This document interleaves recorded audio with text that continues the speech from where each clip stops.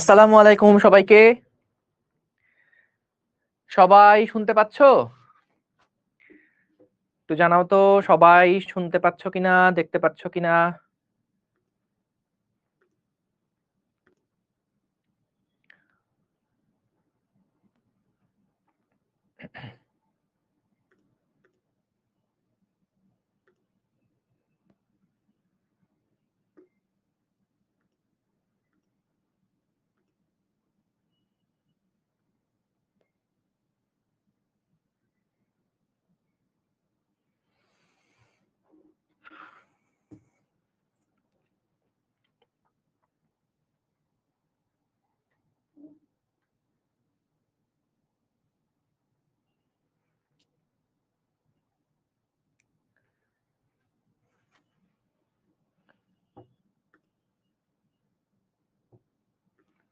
তোমাদের কলেজে ক্লাস শুরু কবে হবে? ডেট দিছে? 15 সেপ্টেম্বর ফাইনাল? আচ্ছা, সবার একই দিনে কলেজ শুরু। 1 তারিখ আবার কাদের? সবারই তো প্রায় 15 সেপ্টেম্বরেই।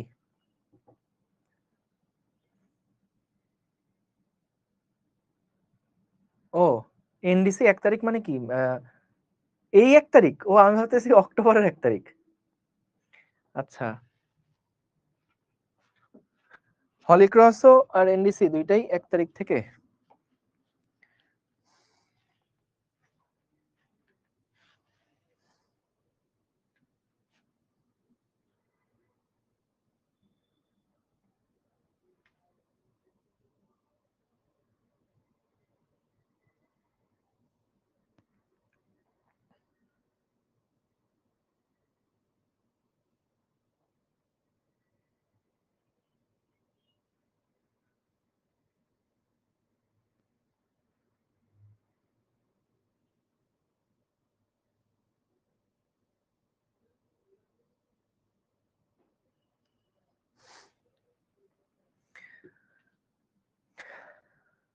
ওকে, ঠিক আছে। হ্যাঁ, 3 নাম্বার ক্লাস না করলেও 4 নাম্বার ক্লাস করা যাবে, কোনো অসুবিধা নাই। তোমরা সবাই খাতা কলম বের করো। আমরা আজকেও অনেকগুলা টাইপের ম্যাথ প্রবলেম সলভ করব এবং তারপরে আমরা পড়ন্ত বস্তু রিলেটেড বেশ কিছু মজার মজার কনসেপ্ট আছে সেইগুলা দেখব। কারণ আমি শিওর মোটামুটি ক্লাস 9-10 যারা আসো, 9-10 যারা পড়ন্ত বস্তু পড়ছো, সেইখানে আমাদের এসিএস এর ক্লাস যদি না করে থাকো, তাহলে সম্ভাবনা খুব প্রবল যে পড়ন্ত বস্তুর বেশ কিছু মিসকনসেপশন তোমার মধ্যে রয়ে গেছে। তো এর জন্য আমরা পড়ন্ত বস্তুর জিনিসগুলা তো দেখব, আর সেই সাথে আমরা আগের দিন যেই টাইপের প্রবলেমগুলো দেখেছিলাম সেই টাইপের প্রবলেমগুলো আমরা সলভ করব। ঠিক আছে? ঠিক আছে, চলো তাহলে আর কমেন্ট না, আমরা একবারে শুরু করি। আমার এসএসসি তে মার্কস কত ছিল? এসএসসি তে আমাদের সময় কোনো মার্কস দিত না। আমাদের সময় এসএসসি তে কোনো মার্কস দিত না, মানে টোটাল মার্কস দিত না, শুধুমাত্র জিপিএ টা লিখতো সম্ভবত। কারণ এইচএসসি তেও কোনো মার্কস দেয় নাই, জাস্ট এ প্লাস নাকি এ প্লাস না। 2013 সাল, আজকের কথা বলো। ওকে, ঠিক আছে, চলো তাহলে শুরু করি। বিসমিল্লাহ। হ্যাঁ, আমি গোল্ডেন পাইছিলাম, এসএসসি তে গোল্ডেন ছিল, এইচএসসি তেও গোল্ডেন ছিল, আলহামদুলিল্লাহ। ঠিক আছে, চলো শুরু করি। বিসমিল্লাহ। সো প্রথম প্রশ্ন, নাম্বার দাও, নাম্বার দিয়ে প্রশ্নটাকে মনোযোগ দিয়ে পড়ো, পরে স্লাইডটা যখন দিয়ে দিব তখন প্রশ্নটা তুলে নিও। দেখো কি বলছে, একটা গুলি প্রতি সেকেন্ডে 200 মিটার সরল গতিতে চলে, 50 সেন্টিমিটার পুরু একটা কাঠের গুঁড়িকে কোন রকমে ছেদ করে। তো মনে করো আমাদের কাছে এইটা হচ্ছে, মনে করো একটা কাঠের গুঁড়ি,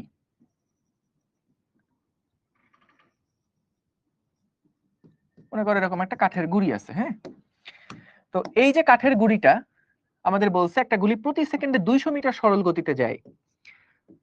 এটা জাস্ট একটু রিভিশন, কিন্তু আগের দিন এটার একটা জটিল প্রবলেম আমরা কিন্তু সলভ করছি। সো আমাদেরকে বলছে যে একটা গুলি, সেই গুলিটা 200 মিটার পার সেকেন্ড বেগে, 200 মিটার পার সেকেন্ড বেগে সরল গতিতে চলে 50 সেন্টিমিটার পুরু একটা কাঠের গুঁড়িকে, 50 সেন্টিমিটার পুরু একটা কাঠের গুঁড়িকে কোন রকমে ছেদ করে। তো ভাইয়া কোন রকমে ছেদ করার অর্থটা কি? কোন রকমে ছেদ করার অর্থ হচ্ছে যখন এই গুলিটা এটাকে ছেদ করে বের হয়ে গেল সেই সময় এটার শেষ বেগ হচ্ছে 0।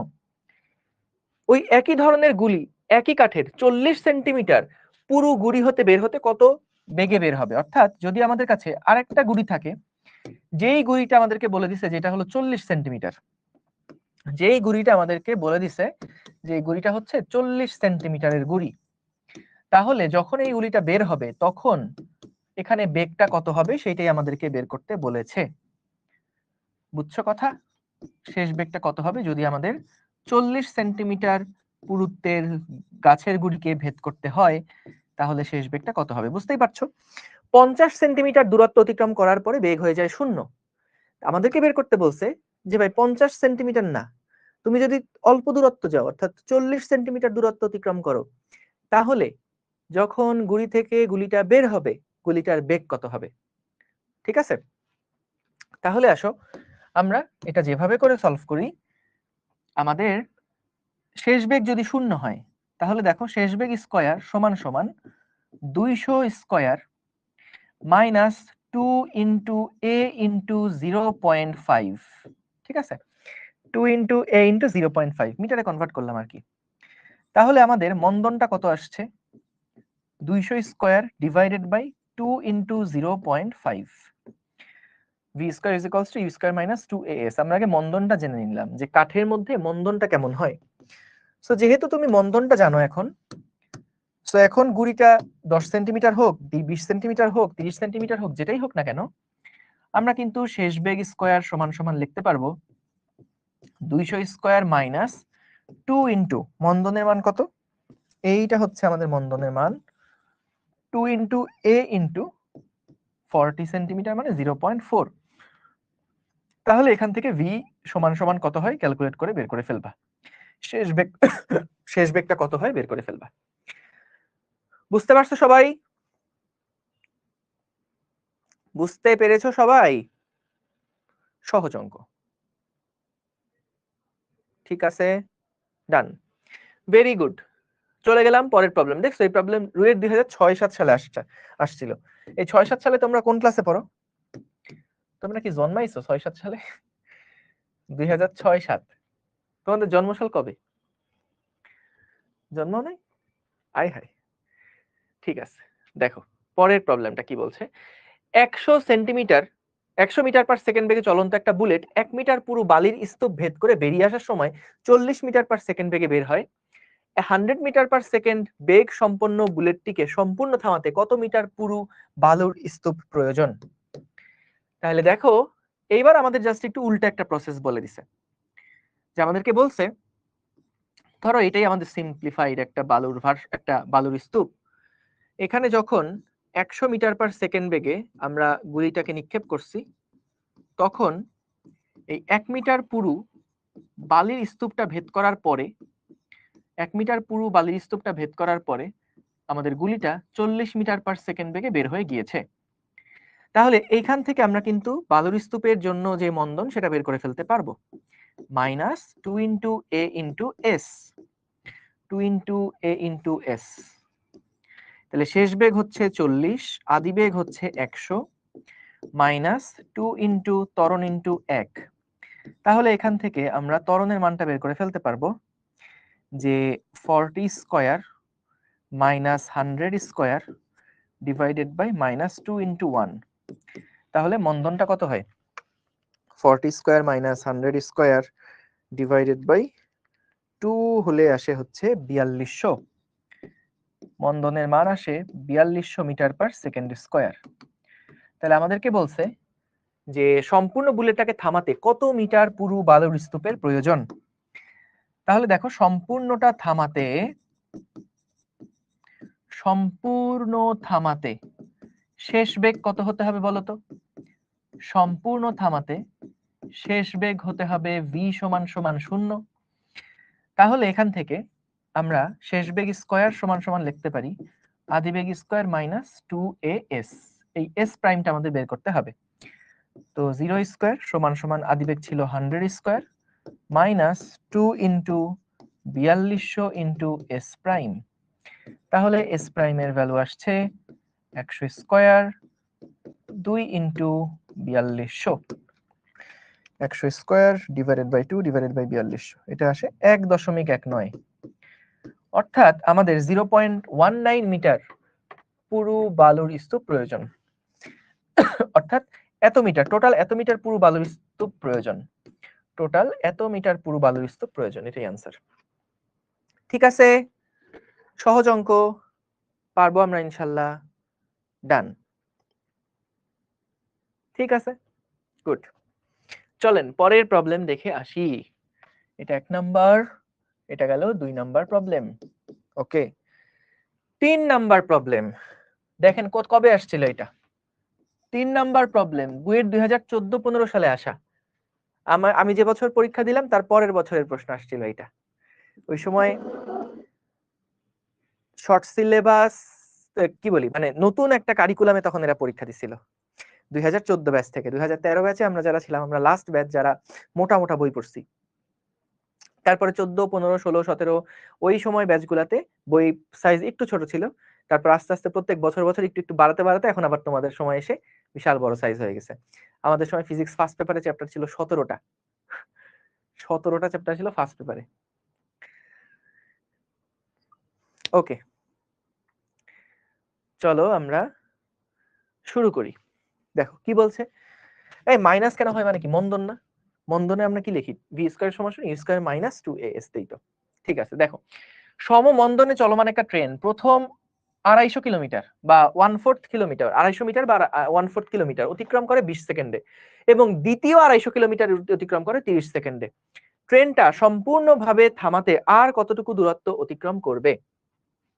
খেয়াল করি, প্রথম যে ইনফরমেশনটা দেওয়া আছে, প্রথম একটা দূরত্ব দেওয়া আছে s1 সমান সমান 1/4 কিলোমিটার। 1 কিলোমিটার মানে হচ্ছে 1000 মিটার, তার 4 ভাগের 1 ভাগ মানে হচ্ছে 250 মিটার। তো আমাদেরকে বলছে এই সময়টা লাগে, এই 250 মিটার অতিক্রম করতে সময় লাগে হচ্ছে 20 সেকেন্ড। তারপরে বলছে দ্বিতীয় 1/4 কিলোমিটার। সো দ্বিতীয় 1/4 কিলোমিটার মানে হচ্ছে শূন্য থেকে সেই দূরত্বটা হচ্ছে টোটাল 500 মিটার। শূন্য থেকে সেই দূরত্বটা হচ্ছে টোটাল 500 মিটার। দ্বিতীয় 1/4 কিলোমিটার 30 সেকেন্ড লাগে। তাহলে T2 যেটা, সেই T2 হচ্ছে 20 সেকেন্ড তো প্রথমেই লাগছে, আরো 30 সেকেন্ড মানে টোটাল 50 সেকেন্ড লাগছে। সো S1 দেওয়া S2 দেওয়া। জিনিসটা কি বুঝছো কিছু? আমাদেরকে বলছে যে প্রথম T1 সমান সমান 20 সেকেন্ড সময়ে গাড়িটা যেই দূরত্ব অতিক্রম করে এটা হচ্ছে 250 মিটার।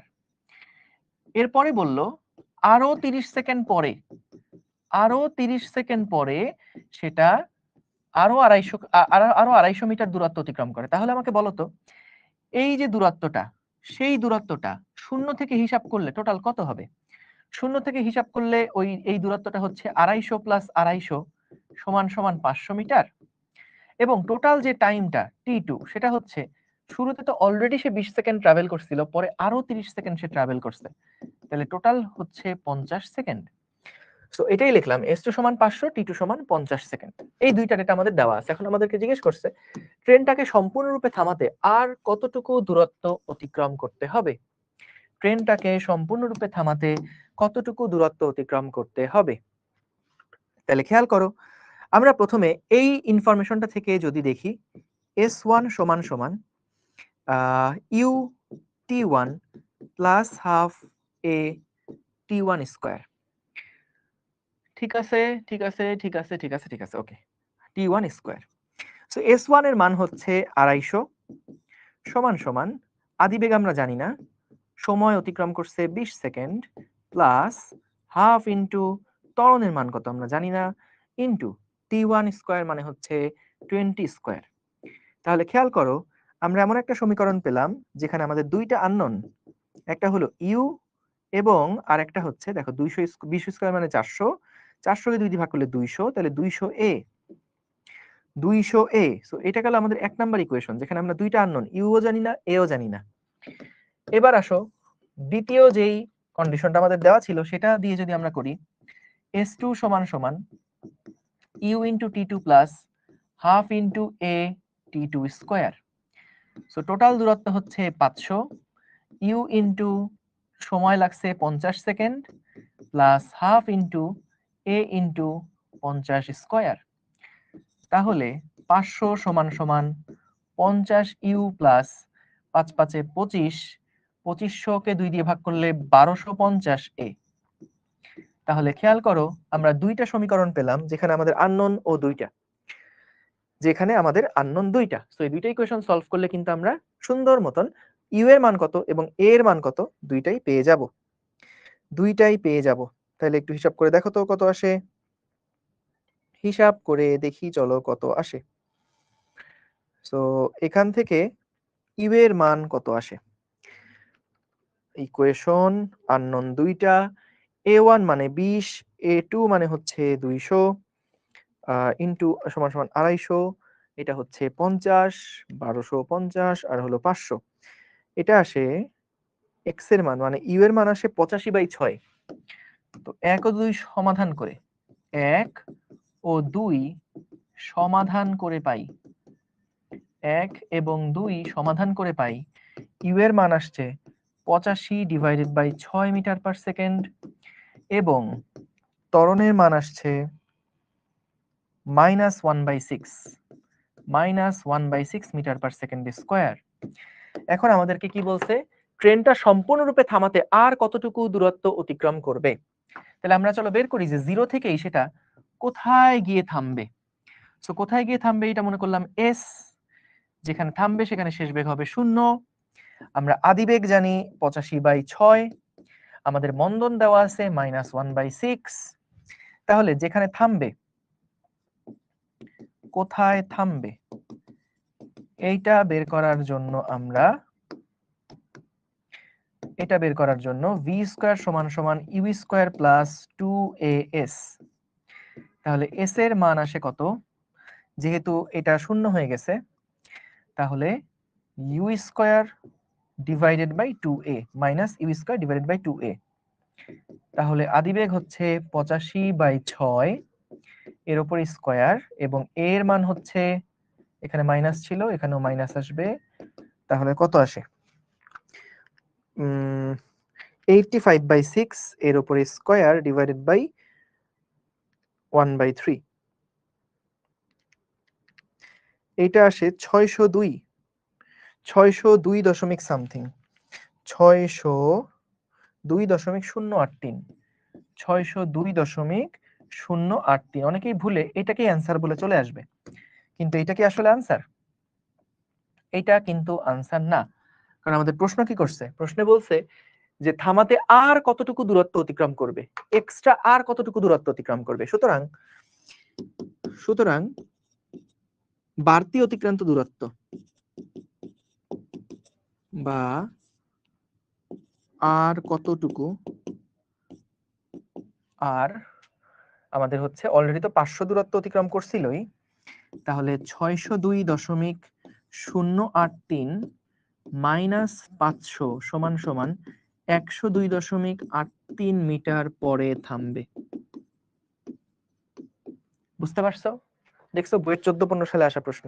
এই অঙ্কটা কেন আসলে বুয়েটে দিছিল, বড় একটা কারণ হচ্ছে অনেকেই যে ভুলটা করে, দেখা যায় প্রথম একটা ভুল করে কি এইখানে অ্যান্সার লিখে চলে আসে, কারণ ওই সময় পরীক্ষার হলে তোমার কাছে মনে হতে পারে ভাই অঙ্কটা তো সহজ, এই অঙ্ক আবার বুয়েটে দেয় নাকি। কিন্তু ভাইয়া তুমি চিন্তা করো, এসএসসি পরীক্ষা তুমি যখন দিছো তখন তুমি শুধুমাত্র ফিজিক্স বইটা পড়ে গেছো, ফিজিক্স বইয়ের উপরে এক্সাম দিছো, কেমিস্ট্রি বই পড়ে গেছো, কেমিস্ট্রি বইয়ের উপর এক্সাম দিছো।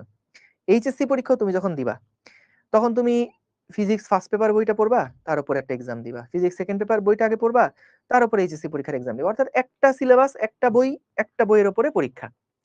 কিন্তু চিন্তা করো যখন অ্যাডমিশন টেস্ট দিবা, তখন ইঞ্জিনিয়ারিং অ্যাডমিশন টেস্ট দিলে তোমার বই হচ্ছে 6টা, ফিজিক্সের 2টা, কেমিস্ট্রির 2টা, ম্যাথের 2টা, ফার্স্ট পার্ট সেকেন্ড পার্ট করে টোটাল 6টা বই। যদি তুমি ঢাকা ভার্সিটিতে পরীক্ষা দাও, বায়োলজি হিসাব করলে টোটাল 8টা বই। এখন ভাই চিন্তা করে দেখো, একসাথে একটা সাবজেক্ট পরীক্ষা দিলে প্রিপারেশন যেমন হয়, পরীক্ষা যেমন হয়, 6টা সাবজেক্ট একসাথে মাথায় নিয়ে তুমি পরীক্ষার হলে যখন বসবা, তখন তো ভাই এই অঙ্কগুলা তোমার কাছে তখন ওই মুহূর্তে এতটাও সহজ কিন্তু লাগবে না। এর জন্য দরকার আসলে প্র্যাকটিস, প্র্যাকটিস করতে করতে কলমের আগায় থাকতে হবে, এবং আসলেই যাতে করে ফেলতে পারো। অ্যাডমিশন টেস্টের দুইটা হলো চ্যালেঞ্জ।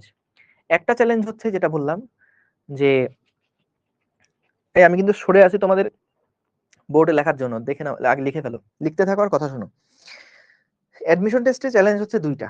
একটা হচ্ছে সবগুলা সাবজেক্ট একসাথে পরীক্ষা দেওয়ার একটা চ্যালেঞ্জ, যে ভাই 6টা বই একসাথে মাথায় নিয়ে তারপরে পরীক্ষার হলে বসা লাগতেছে, এটা একটা হিউজ প্যারা। আরেকটা প্যারা কি জানো?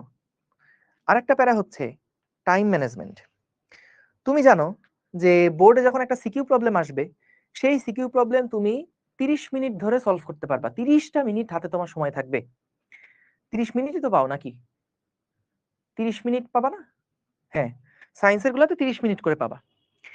সো তোমার 30 মিনিট করে তুমি যদি পাও, তাহলে আচ্ছা ভালো কথা, একজন জিজ্ঞেস করছে একটু অ্যান্সারটা দেয়নি, পাগল হয়ে গেছে। বলতেছে ভাই সমমন্দন বলছে, তাহলে ভাই এখানে ত্বরণটা মাইনাস দিবেন না? হ্যাঁ, মাইনাস দেওয়া যায়, কোনো অসুবিধা নাই। তো আমি মাইনাস না দিলে আমার ত্বরণ তো এই যে মাইনাসই আসছে, ত্বরণ মাইনাস মানে তো মন্দনই। কোনো সমস্যা আছে? কোনো সমস্যা নাই বেটা, কোনো প্যারা নাই। তুমি বলে দিবা যে মন্দনের মান হচ্ছে 1/6 বা ত্বরণ হচ্ছে -1/6, একই কথা, কোনো সমস্যা নাই। ওকে, যেটা বলছিলাম যে তখন সবচেয়ে প্যারা যেটা হয়, 6টা বই একসাথে মাথায় নিয়ে যাওয়া, এটা তো একটা প্যারা আছেই। তার থেকে আরেকটা বড় প্যারা হচ্ছে যে আমাদের টাইম ম্যানেজমেন্ট। যেই প্রশ্নটা তুমি ধরো বোর্ডে যখন সলভ করতেছো, একটা প্রবলেম, একটা সিকিউ, একটা উদ্দীপক, গ আর ঘ নাম্বার প্রশ্ন, এই গ আর ঘ নাম্বার প্রশ্ন সলভ করার জন্য ক কত ইজি, ওইটা ধরলাম 5 মিনিটে শেষ করে ফেলছো। বাকি 25 মিনিট সময় থাকে তোমার গ আর ঘ সলভ করার জন্য, গ আর ঘ সলভ করার জন্য। তাইলে চিন্তা করো, হিউজ একটা টাইম। অন্যদিকে বলতো বুয়েটে যখন ভর্তি পরীক্ষা দিবা, একটা এরকম প্রশ্ন সলভ করার জন্য কতক্ষণ সময় পাবা তুমি জানো? একটা এরকম টাইপের প্রবলেম সলভ করার জন্য বুয়েটে কতক্ষণ সময় পাবা? 3 মিনিট, হাইয়েস্ট 3 মিনিট। 3 মিনিটেই পুরো প্রবলেম তোমার সলভ করতে হবে, 3 মিনিট। তো প্রশ্ন যতই সহজ হোক না কেন ভাই, 1 নাম্বার হলো 6টা সাবজেক্ট মাথায় রাখা, আর একটা হলো 3 মিনিটে অ্যান্সার করে আসা। তো এর জন্য আসলে প্রিপারেশনটা একটু ডিফারেন্ট। তো এগুলো নিয়ে আমরা কথাবার্তা বলবো, ভয় পাওয়ার কিছু নাই। মানুষ তো চান্স পাচ্ছে না। এবং যারা আসলে সাইকেলে একদম প্রথম থেকে শেষ পর্যন্ত সিরিয়াসলি ক্লাসগুলো শেষ করে যাবে, এরা আসলে ইঞ্জিনিয়ারিং প্রিপারেশন নেওয়ার জন্য 100% প্রিপেয়ার্ড। তো এর জন্য সাইকেলের ক্লাসগুলো মিস দিবা না কখনো। যেভাবে যাই পড়াই না কেন, প্রত্যেকটা টপিক তোমার সামনে হয় বোর্ডে লাগবে, নাহলে অ্যাডমিশনের জন্য লাগবেই। কোনো টপিক ফালতু না, কোনো টপিক বাড়তি না, যা পড়ানো হচ্ছে প্রত্যেকটা জিনিস গুরুত্বপূর্ণ। খুব সিরিয়াসলি সিনসিয়ারলি প্রত্যেকটা ক্লাস লাইভে থেকে করার চেষ্টা করবা। জমায় রাখবা না, ক্লাস জমায় রাখলে ক্ষতি, জমায় রাখলে শেষ করতে পারবা না কিন্তু। তো যেটা বলতেছিলাম, তখন ওই মোমেন্টে যখন তোমার 6টা বই মাথায় নেওয়া রাখা আর 3 মিনিটে শেষ করা, ওই সময় দেখা যায় কি অনেকেই না পুরাটা প্রশ্ন প্রথমবার পড়ে, কিন্তু অঙ্ক করতে করতে প্রশ্ন কি ছিল এটা অনেক সময় ভুলে যায়। তো যখন একটা সলভ করে ফেলে মনে করে আচ্ছা এটাই তো আনসার, ঠিক আছে যাই পরের প্রবলেমে চলে যায়, অনেক সময় নিয়ে ফেললাম, পরের প্রবলেমে চলে যায়। কিন্তু দেখো অঙ্কটা সে পারতো, কিন্তু এই জায়গায় এসে নিয়ে ম্যাথটা শেষ করে দিছে। 0 পাবে না, কিন্তু হয়তো 4-5 মতন পাবে। সো ইজিলি সে আরো 5টা মার্ক গেইন করতে পারতো। বা হয়তো স্যার যদি মনে করে যে না ও তো ইনকমপ্লিট রাখছে, পার্শিয়াল মার্ক দিবে কিন্তু খুব অল্প দিবে, এরকম হইতে পারে 2-3 দিয়ে রেখে দিল, 10-এর মধ্যে 2-3 দিয়ে রেখে দিল। তো এটার জন্য দেখো প্রশ্নটা পড়ে কি চাইছে আর কতটুকু দূরত্ব, এটা তো 1 নাম্বার এখানে এসে থেমে যাবে। অনেকে এই জায়গাতে অ্যান্সার লিখে দিয়ে চলে আসবে, কিন্তু এই যে আর এতটুকু পরে থামবে এই পর্যন্ত কিন্তু আনসার। সো আমি যখন এরকম প্র্যাকটিস করতাম, আমি এরকম অনেক ভুল করতাম। দেখা যেত এই জায়গায় গিয়ে অ্যান্সার লিখে আসছি, অঙ্ক পারি আয় হাই, দেখি এই পর্যন্ত লিখে অ্যান্সার লিখে আসছি, পরে আমি ধরে আছি আর 10-এ 10 পাবো, পরে খাতা দেখি আয় হাই এটা তো হয় নাই, মানে যখন মডেল টেস্ট গুলো দিতাম আর কি, তখনকার কথা বলতেছি, এইখানে এসে শেষ করে ফেলছি।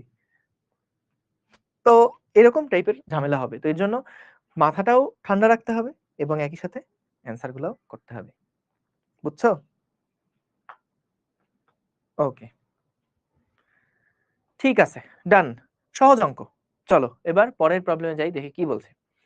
পরের প্রবলেম 4 নাম্বার প্রবলেম, দেখো 4 নাম্বার প্রবলেম। আচ্ছা, আরেক আরেক দল পাগল আছে, পাগলদের কথা আমি একটু বলি। আরেক দল পাগল আছে, এরা দেখা যায় একই অঙ্ক 2-3 বার করে পড়ানো হবে, করানো হবে, বোঝানো হবে, এরপরে আবার এসে বলবে কি ভাই আরেকবার বোঝান, আরেকবার বোঝান। এই পাগলামিটা করবা না। কারণ তুমি জানো ক্লাসগুলো রেকর্ড আছে, এটা অফলাইন ক্লাস না, ক্লাসগুলো সব রেকর্ড আছে। তো যেহেতু রেকর্ড আছেই, যেহেতু এতগুলা মানুষ বুঝছে, আশা করা যায় তুমিও ইনশাল্লাহ যদি একটু পিছন থেকে আরেকবার দেখে আসো তাহলে বুঝবা। হইতে পারে তোমার হয়তো নেট চলে গেছিল, বা হইতে পারে হয়তো এখন জয়েন করছো, তো খুব স্বাভাবিক যে মাঝখান থেকে এসে দেখতে গেলে মনে হবে যে ভাই আরেকবার বুঝাইলে ভালো হয়, অলরেডি অনেকবার বুঝাইছি। তো সেই ক্ষেত্রে দেখবা যে যেহেতু সবাই বুঝে গেছে, একটু আগের থেকে আরেকবার দেখে আসি, আবার বুঝান, এটা হলো বলদামির লক্ষণ, এগুলো বলবা না। তো যখন 3-4 বার বোঝানো শেষ, তখন চেষ্টা করবা রেকর্ডটা দেখে আরেকবার শেষ করে ফেলতে। বুঝছো? ওকে, চলো পরেরটা কি বলছে। একটা ট্রেন স্থির অবস্থান থেকে 10 মিটার/সেকেন্ড² ত্বরণে চলতে আরম্ভ করলো। একই সময়ে মোটর গাড়ি 100 মিটার/সেকেন্ড সমবেগে ট্রেনের সমান্তরালে চলা শুরু করলো। ট্রেন মোটর গাড়িটিকে কখন পেছনে ফেলবে? ট্রেন মোটর গাড়িকে কখন পেছনে ফেলবে? রুয়েট 2011-12 সালে আসা প্রশ্ন। সো কি বলছে দেখো, ট্রেন স্থির অবস্থান থেকে 10 মিটার/সেকেন্ড ত্বরণে চলতে আরম্ভ করলো। এটা হলো মনে করো আমাদের ট্রেন, এইটা হলো ট্রেন। এই ট্রেনটা স্থির অবস্থান মানে আদিবেগ শূন্য এবং ত্বরণ হচ্ছে 10 মিটার/সেকেন্ড²। ত্বরণে সামনে চলতে আরম্ভ করলো। একই সময় আরেকটা মোটর গাড়ি, এই যে মোটর গাড়ি আঁকতেছি দেখো, ব্যাস মোটর গাড়ি, এই সেরা হয়েছে মোটর গাড়ি। এই মোটর গাড়িটা 100 মিটার/সেকেন্ড সমবেগে চলছে। এই মোটর গাড়িটা সামনের দিকে চলছে 100 মিটার/সেকেন্ড বেগে। তো ট্রেনের সমান্তরালে চলা শুরু করলো, তাহলে দেখো ও তো স্থির ছিল, ওর কিন্তু স্পিড আপ হইতে একটু সময় লাগবে। কিন্তু মোটর গাড়িটা শুরু থেকে 100 মিটার/সেকেন্ডে চলছে, তাহলে ও কিন্তু শুরুতে আগায় থাকবে। কিন্তু দেখো ওর স্পিড প্রতি সেকেন্ডে 10 মিটার করে বাড়তেছে, 10 মিটার/সেকেন্ড করে বাড়ছে। তাহলে এই ট্রেনটাও কিন্তু একটা সময় দেখা যাবে স্পিড আপ হয়ে এই বাইকটাকে ধরে ফেলবে। প্রথম একটা প্রশ্ন করি, বলতো যখন বাইকটাকে ধরে ফেলবে ট্রেনটা যখন বাইকটাকে ধরে ফেলবে, তখন বলতো দুইজনের বেগ কি আসলে সেম হবে? দুইজনের বেগ কি সেম হইতে হবে? কি শর্ত খাটবে? যদি একজন আরেকজনকে ধরতে চায়, ট্রেনটা যদি পিছন থেকে গিয়ে মোটর গাড়িটাকে ধরতে চায়, তাহলে তাদের বেগটা কি আসলে সেম হইতে হবে? না, বেগটা কিন্তু তুমি মনে করতে পারো যে ভাইয়া হ্যাঁ 100 মিটার/সেকেন্ড যখন হবে তখনই এটাকে ধরে ফেলবে, কিন্তু না, কারণ ও তো 100 মিটার/সেকেন্ড প্রত্যেক সেকেন্ডে 100 মিটার করে দূরত্ব অতিক্রম করে অনেক দূরে চলে গেছে। আর ওর তো শুরু থেকে 100 মিটার/সেকেন্ড ছিল না, ও শূন্য থেকে শুরু করছে। ও প্রথম সেকেন্ডে 10 মিটার/সেকেন্ড বেগ বাড়বে, পরে আরো 10 বাড়বে, আরো 10 বাড়বে, এরকম করতে করতে ওর যখন 100 হবে, ততক্ষণে যতটুকু দূরত্ব অতিক্রম করবে ট্রেনটা, ততক্ষণে তো মোটর গাড়ি অনেক দূর আগায় গেছে। সো বেগ কিন্তু সেম না। কিন্তু যদি পরস্পরকে ধরতে চায়, পরস্পরকে ধরতে পারবে কখন? যখন তারা মিলিত হবে। সো পেছনে ফেলবে তখন, পেছনে ফেলার শর্ত হচ্ছে পিছনে ফেলতে পারবে কখন? পেছনে ফেলতে পারবে যখন, পিছনে ফেলতে পারবে যখন ট্রেন কর্তৃক অতিক্রান্ত দূরত্ব এবং বাইক কর্তৃক অতিক্রান্ত দূরত্ব সমান। বুঝছো? তাহলে দেখো আমরা মনে করলাম ট্রেন এবং বাইক দুইটাই এস দূরত্ব অতিক্রম করার পরে, ট্রেন এস দূরত্ব অতিক্রম করছে, বাইকটাও এস দূরত্ব অতিক্রম করছে, এবং তারপরে এরা এক জায়গায় মিলিত হয়েছে, বা তখনই ট্রেনটা বাইকটাকে অতিক্রম করে যাবে। তাহলে ট্রেনের জন্য সরণের সমীকরণ কি হবে? s is equals to ut plus half at square, ut plus half at square। যেখানে ট্রেনের আদিবেগ ছিল 0, এই ত্বরণটা হবে ট্রেনের ত্বরণ ইনটু টি স্কয়ার সমান সমান আমাদের মোটর গাড়ির যে মোটর গাড়ির যে সরণ, মোটর গাড়ি কিন্তু সমবেগে যাচ্ছে, তাহলে মোটর গাড়ি যতটুকু দূরত্ব অতিক্রম করবে এই দূরত্বটা হচ্ছে এই বেগ ইনটু সময়, বেগ ইনটু সময়। তাহলে মোটর গাড়ির বেগ ইনটু সময়। এখন বলতে পারো ভাই দুইটা সময় কেন সেম হলো? সময় তো সেম হবে, কারণ দুইজন একই জায়গা থেকে রওনা দিছে, এবং যখন তারা পিছনে ফেলছে একজন আরেকজনকে, তখনকার মুহূর্তটাও সেম। তো শুরুতে যেই মুহূর্তে তারা রওনা দিছে শুরুর সময়ও সেম, একই সাথে রওনা দিছে, এবং যখন তারা মিলিত হলো, ও হয়তো একটু আগে আগে এখানে পৌঁছায় গেছে, ও একটু পরে গিয়ে পৌঁছাইছে, কিন্তু দুইজনই কিন্তু যখন একজন আরেকজনকে অতিক্রম করবে, তখন কিন্তু দুইজনই আসলে সমান সময় ধরেই ট্রাভেল করছে, একই সময় ধরে তারা ট্রাভেল করছে। ধরলাম সময়টা লাগছে 15 সেকেন্ড সাপোজ, তাহলে 15 সেকেন্ড ধরে ও সমবেগে গেছে, আর ও কিন্তু 15 সেকেন্ড ধরে আস্তে আস্তে স্পিড আপ করতে করতে একটা সময় ওকে ধরে ফেলছে। সো সময়টা কিন্তু একই মুহূর্ত থাকবে, মানে এই দুইটা সরণ কিন্তু একই সময় ধরে তারা অতিক্রম করবে। তাহলে ভাই এখান থেকে আসো, হাফ ইন্টু এটি, ত্বরণ কত ছিল? ত্বরণ হচ্ছে 10 ইন্টু টি স্কয়ার সমান সমান বেগ হচ্ছে 100 ইন্টু টি। তাহলে এখান থেকে আমরা টি টি কাটাকাটি একবার যদি করে দেই, কারণ একটা টি এর মান তো শূন্য, এটা তো কাটতেছে না, তাহলে এখান থেকে আসে টি সমান সমান হচ্ছে 100 গুণ 2 ডিভাইডেড বাই 10, তাহলে আসে 20 সেকেন্ড। অর্থাৎ 20 সেকেন্ড পরে তারা মিলিত হবে। প্রশ্ন কি এটা চাইছে? কতক্ষণ পরে পিছনে ফেলবে, এটাই কি চাইছে? কখন পিছনে ফেলবে, রাইট। কিন্তু অনেক সময় চাই যে কত দূরত্ব অতিক্রম করার পরে পিছনে ফেলছে, তাহলে কিন্তু তখন তোমাকে এসটা বের করা লাগবে, বুঝছো? সো প্রশ্নগুলা অ্যানসারটা লেখার আগে একটু একবার দেখবা যে আচ্ছা এটাই কি চাইছে কিনা, এটাই কি চাইছে কিনা। ঠিক আছে, ওকে, বুঝছি। তাহলে সহজ। গেলাম পরের প্রবলেমে। তুলে ফেলো, তুলে ফেলো, চট করে তুলে ফেলো, ঝটপট তুলে ফেলো।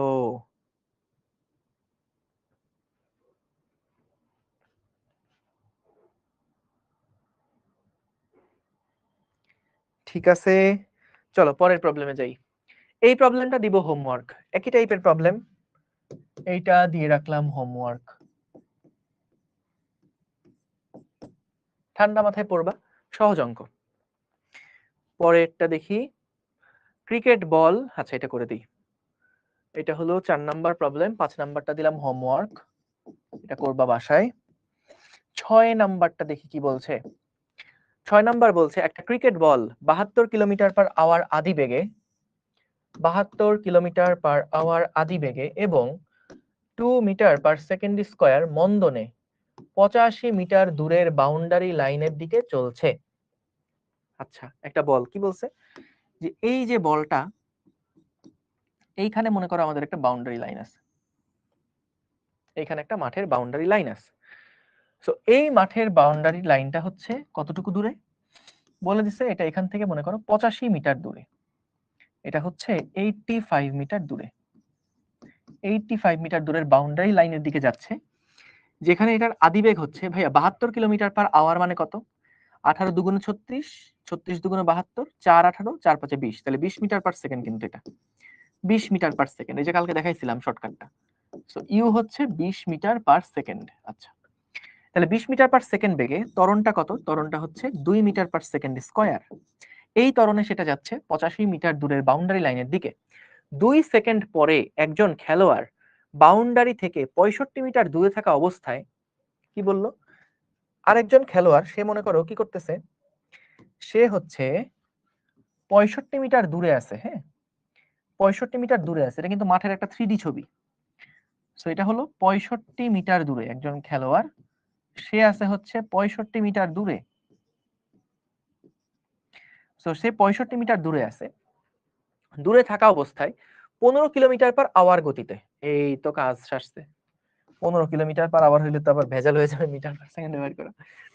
15 ইন্টু 5/18 মিটার পার সেকেন্ড, ভেজাইল্লা করলো খালি খালি। এটা ভগ্নাংশ করলে কত আসে, 75/18, 4.16। সো 4.17 মিটার পার সেকেন্ড বেগে সে চলা শুরু করছে। এই খেলোয়াড়টা 4.17 মিটার পার সেকেন্ড বেগে চলা শুরু করেছে, ঠিক আছে, বলটাকে ধাওয়া করছে। সে কত ত্বরণ প্রাপ্ত হলে বাউন্ডারিতে পৌঁছার আগ মুহূর্তে বলটাকে থামাতে পারবে? প্রশ্ন বুঝছো, যে খেলোয়াড় সে কি করতেছে, সে হচ্ছে এই বলটা কিন্তু ইউ সমান 20 মিটার পার সেকেন্ড বেগে রওনা দিছে এবং ত্বরণ হচ্ছে 2 মিটার পার সেকেন্ড স্কয়ার। তো এটার একটা, ও সরি এটা মন্দনে, সরি মন্দন, মন্দন, এটা হলো মন্দনে, এত মন্দনে সেটা চলছে, অর্থাৎ বেগ আস্তে আস্তে কমছে, বেগ আস্তে আস্তে কমছে। তো এইখানে আমাদেরকে বললো যে 85 মিটার দূরে যে বাউন্ডারিটা আছে সেই বাউন্ডারি লাইনের দিকে যাচ্ছে, আর 65 মিটার দূরে, বাউন্ডারি লাইন থেকে 65 মিটার দূরে একজন দৌড়ায় দৌড়ায় ওই বলটাকে ধরার চেষ্টা করতেছে, দৌড়ায় দৌড়ায় এই বলটা এভাবে যাচ্ছে আর এটাকেও ধরার চেষ্টা করতেছে। তো আমাদেরকে বলছে এই লোকটার ত্বরণ বা ক্রিকেটারের ত্বরণ কত হলে বাউন্ডারিতে পৌঁছানোর আগেই এই বলটাকে সে ধরতে পারবে। প্রশ্ন বুঝেছো, প্রশ্ন বুঝেছো, গুড। তাহলে আসো আমরা একটু দেখি যে বলটির বাউন্ডারিতে যেতে কতটুকু সময় লাগবে। বলটির, এটা আসা প্রশ্ন, বলটির বাউন্ডারিতে পৌঁছাতে, বলটির বাউন্ডারিতে পৌঁছাতে প্রয়োজনীয় সময়টা কতটুকু? বলটির বাউন্ডারিতে পৌঁছাতে প্রয়োজনীয় সময় লাগবে কতটুকু। তো আমরা s সমান সমান ut মাইনাস হাফ at স্কয়ারের মধ্যে বসাতে পারি, টিটা যেহেতু বের করতে চাই। s এর মান দেওয়া আছে 85 মিটার, আদিবেগ দেওয়া আছে 20 metre per second, into t minus half into ত্বরণ দেওয়া আছে 2 ইন্টু টি স্কয়ার। তাহলে এখান থেকে আমরা টি এর মানটা বের করব, যে টি স্কয়ার মাইনাস 20t প্লাস 85 সমান সমান 0। টি এর মান কত আসে? 1 মাইনাস 20 85 13.87 এবং 6.12। আমরা সমাধান করে পাই টি এর মান আসে 6.13 এবং আরেকটা মান আসে 13.87 13.87 সেকেন্ড। দুইটা টাইম আসলো, দুইটা টাইম এরকম আসলো। আমরা যখন পরন্ত বস্তুটা পড়বো না, সেই সময় আমরা এই টাইমটা কেন আসছে সেটা বুঝবো। এখন আপাতত এটাকে ইগনোর করো। ছোট যেই টাইমটা এই টাইমটা আমরা নিব, কম যেই টাইমটা সেই টাইমটা আমরা নিব। কি বললাম? কম যেই টাইমটা আছে সেই টাইমটা আমরা নিব। বুঝছো? যে 85 মিটার দূরত্বে সেটা কতক্ষণ পরে যাবে? 6.13 সেকেন্ড পরে 85 মিটার দূরত্বে সে অতিক্রম করবে। আচ্ছা বলেই রাখি, 13.87 সেকেন্ডটা কি বোঝাচ্ছে জানো? বোঝাচ্ছে যদি আমাদের মন্দনটা এদিক বরাবর হতে থাকে, অনেকটা জি এর মতন। ধরো এরকম একটা কি জিনিস, যে এমন একটা স্টাইলের মন্দন কাজ করতেছে যে থেমে যাওয়ার পরেও সেটা আবার উল্টা দিকে যাওয়া শুরু করবে। কথাটা বুঝো? জি এর ক্ষেত্রে কি হয়, উপরের দিকে যখন আমরা ছুঁড়ে মারি তখন বস্তু উপরের দিকে যায়, জি থাকে নিচের দিকে। বস্তু উপরের দিকে যত যায় বেগ কমতে থাকে, কমতে কমতে একটা সময় শূন্য হয়ে যায়, এবং তারপরে কি জি এর দিকে পড়া শুরু করে না? সো প্রথমে হয় মন্দন, তারপরে হয় ত্বরণ। এইখানে কাহিনীটা কি হবে দেখো, যখন এটা ওই বাউন্ডারি লাইনের দিকে যাবে তখন কিন্তু তার একটা মন্দন কাজ করতেছে। সো বেগটা আস্তে আস্তে কমে একটা নির্দিষ্ট দূরত্ব যাওয়ার পর শূন্য হবে। এখন ম্যাথ চিন্তা করতেছে এটা মনে হয় সেই জি এর মতন। যদি আমাদের ওই মন্দনটা পরে ত্বরণে পরিণত হয়ে যায়, তাহলে আবার কতক্ষণ সময় পরে সে 85 মিটার দূরত্বে আসবে, সেইটা আমাদের মূলত এখানে বোঝাচ্ছে। সো এই টার্মটা হচ্ছে 13.87 সেকেন্ডটা হচ্ছে যে বলটা ওইদিকে গিয়ে বেগ শূন্য হয়ে আবার এখানে আসতে কতক্ষণ সময় লাগে, সেইটা হচ্ছে 13.87 সেকেন্ড। তো আমাদের এইটা নিয়ে এই জন্য চিন্তা করা দরকার নাই। যারা বুঝো নাই তাদেরকে বলে রাখি, এটা নিয়ে ভাই আমি আজকে সম্ভব না হলেও যখন পরন্ত বস্তু পড়বো তখন এটা নিয়ে আমি আবার কথা বলবো, অসুবিধা নাই। এটা হবে না। এটা কেন হবে না সেটা আমরা সেখানে আলোচনা করব, ঠিক আছে? তো ম্যাথ চিন্তা করতেছে এই এটা হলো জি এর মতন। সো চিন্তা করতেছে আচ্ছা এদিকেই যদি মন্দন হয় বা এদিকে যদি ত্বরণটা থাকে, তাহলে এই ত্বরণটা আস্তে আস্তে কি করবে, ওর বেগটাকে কমায় কমায় কমায় কমায় শূন্য করে ফেলবে, তারপরে আবার এই দিক বরাবর নিয়ে আসবে বা আবার পিছনের দিকে টেনে নিয়ে আসবে। সো যখন এটা পিছনের দিকে টেনে নিয়ে আসবে তখন আরো কতক্ষণ সময় পরে গিয়ে সে শুরু থেকে 85 মিটার দূরত্বে থাকবে, সেই সময়টা এখানে বোঝাচ্ছে। কিন্তু আসলে আমরা বাস্তবে চিন্তা করে যেটা দেখি যে ভাই এই ত্বরণটায় এই মন্দনটা যদি হতে থাকে, বলের বেগটা শূন্য হওয়ার পরে বল কি এবার আবার পিছনের দিকে আসা শুরু করবে? এটা তো কখনো সম্ভব না। তাহলে এইটা কিন্তু এই কারণে পসিবল না। কি বললাম, এই যে বলটা, সেই বলটা কি ভাই এদিকে আস্তে আস্তে বেগ কমতে কমতে কমতে কমতে কমতে কমতে কমতে কমতে শূন্য হয়ে যাওয়ার পরে ওকে আসলে আবার পিছনে আসা শুরু করবে নাকি? তা তো না। কিন্তু ম্যাথ আমাকে ওই পিছনে যদি আসতো তাহলে কত সময় পরে আবার এই জায়গায় আসতো সেটা আমাদেরকে দিচ্ছে। তো এর জন্য আমরা ফিজিক্স থেকে বলি যে না ভাই এটা তো আসলে সম্ভব না, কারণ ও তো থেমে যাওয়ার পরে তো আর উল্টা দিকে যাবে না। ওকে, গেল। তাহলে আমরা দেখলাম যে এই যে বাউন্ডারিটার পৌঁছাতে প্রয়োজনীয় সময় হচ্ছে 6.13 সেকেন্ড। এখন আমাদেরকে যেটা করতে হবে ভাই, লোকটাকে যেটা করতে হবে, যদি বলটাকে ধরতে হয় তাহলে তার হাতে কিন্তু সময় আছে, ঠিক তার হাতেও সময় আছে কতটুকু, তার হাতেও সময় আছে 6.13 সেকেন্ড। তাকে এই 65 মিটার দূরত্ব অতিক্রম করতে হবে, তার আদিবেগ দেওয়া আছে এইটা। তাহলে আমাদের ত্বরণটা কত হওয়া লাগবে? তাহলে লোকটির ত্বরণ নির্ণয় করব আমরা এখন,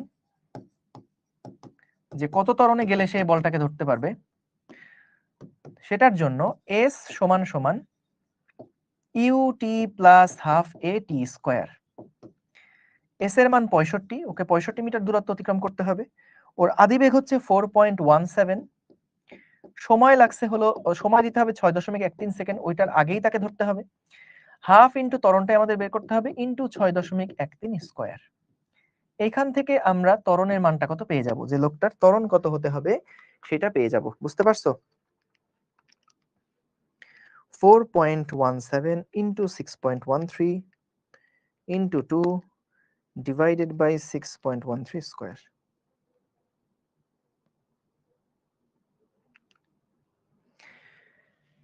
ঠিক আছে,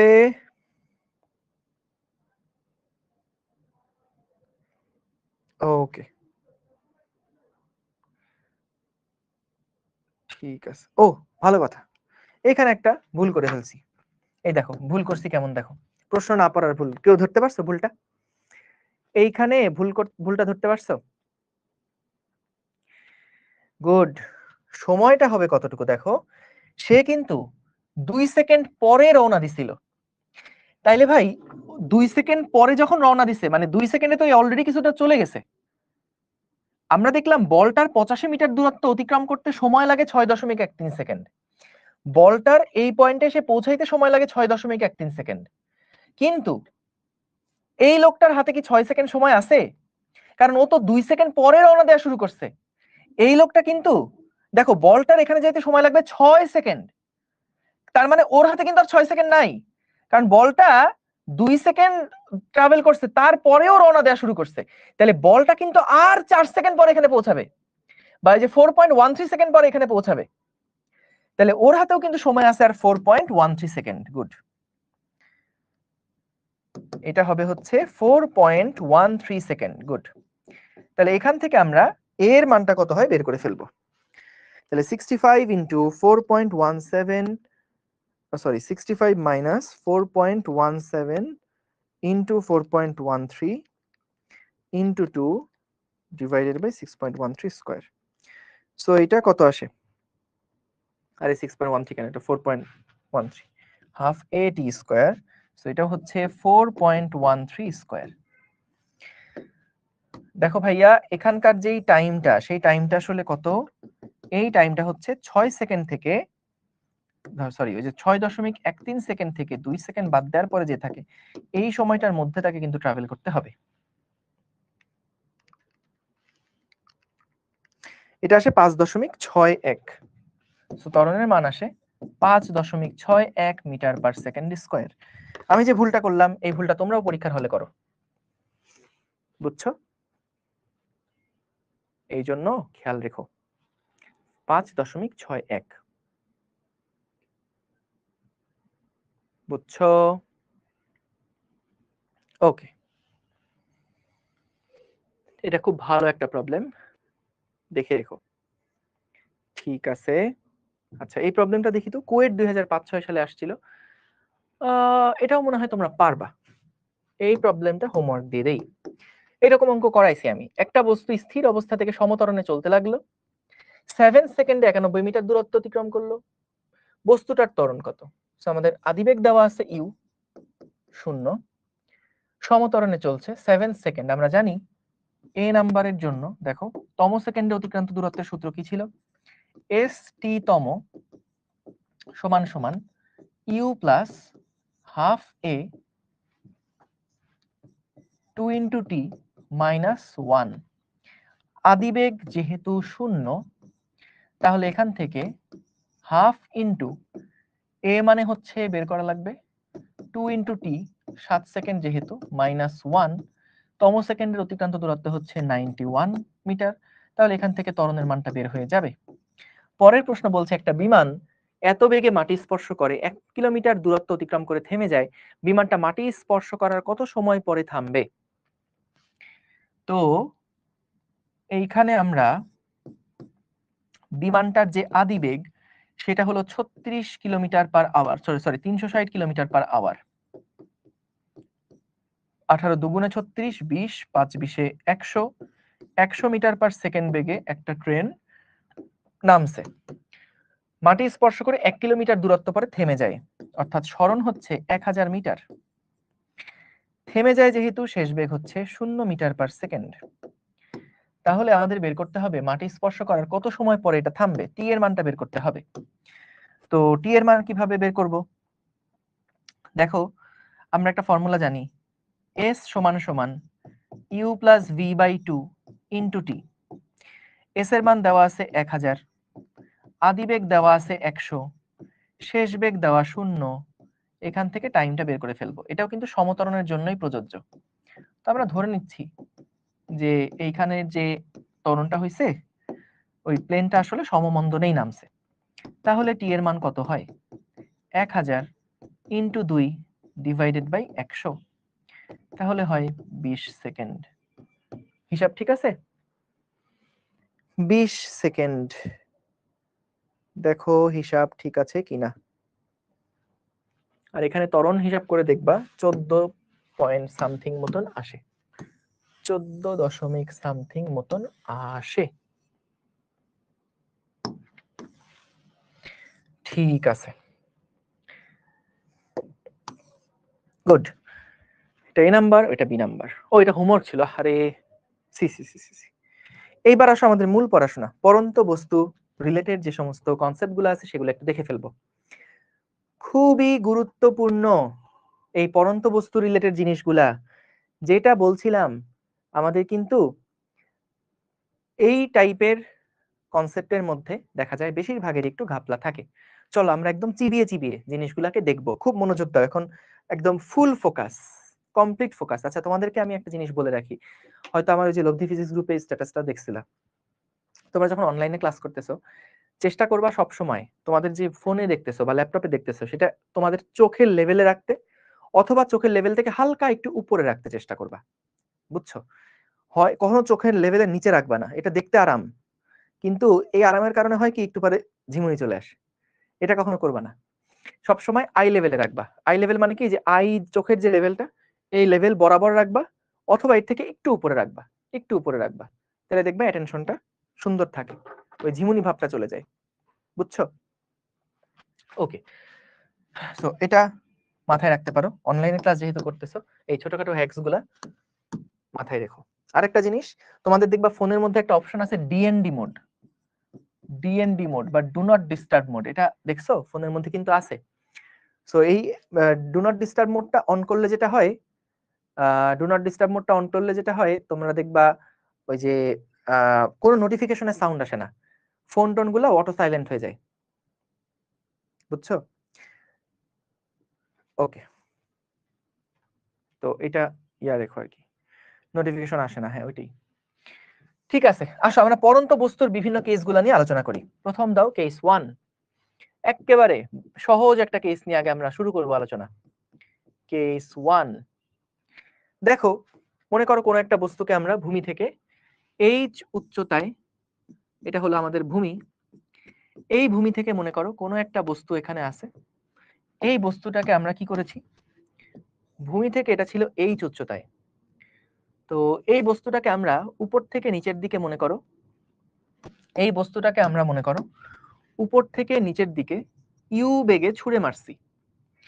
তাহলে এই ক্ষেত্রে আমাদের গতির সমীকরণগুলো কেমন হবে?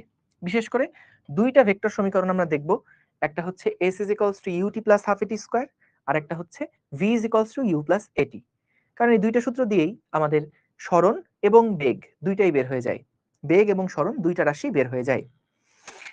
সো খেয়াল করো, আমরা এখানে যদি যে কোনো মুহূর্তে শেষ বেগ বের করতে চাই তাহলে v সমান সমান হচ্ছে u gt, আমরা v is equals to u plus at লিখতাম।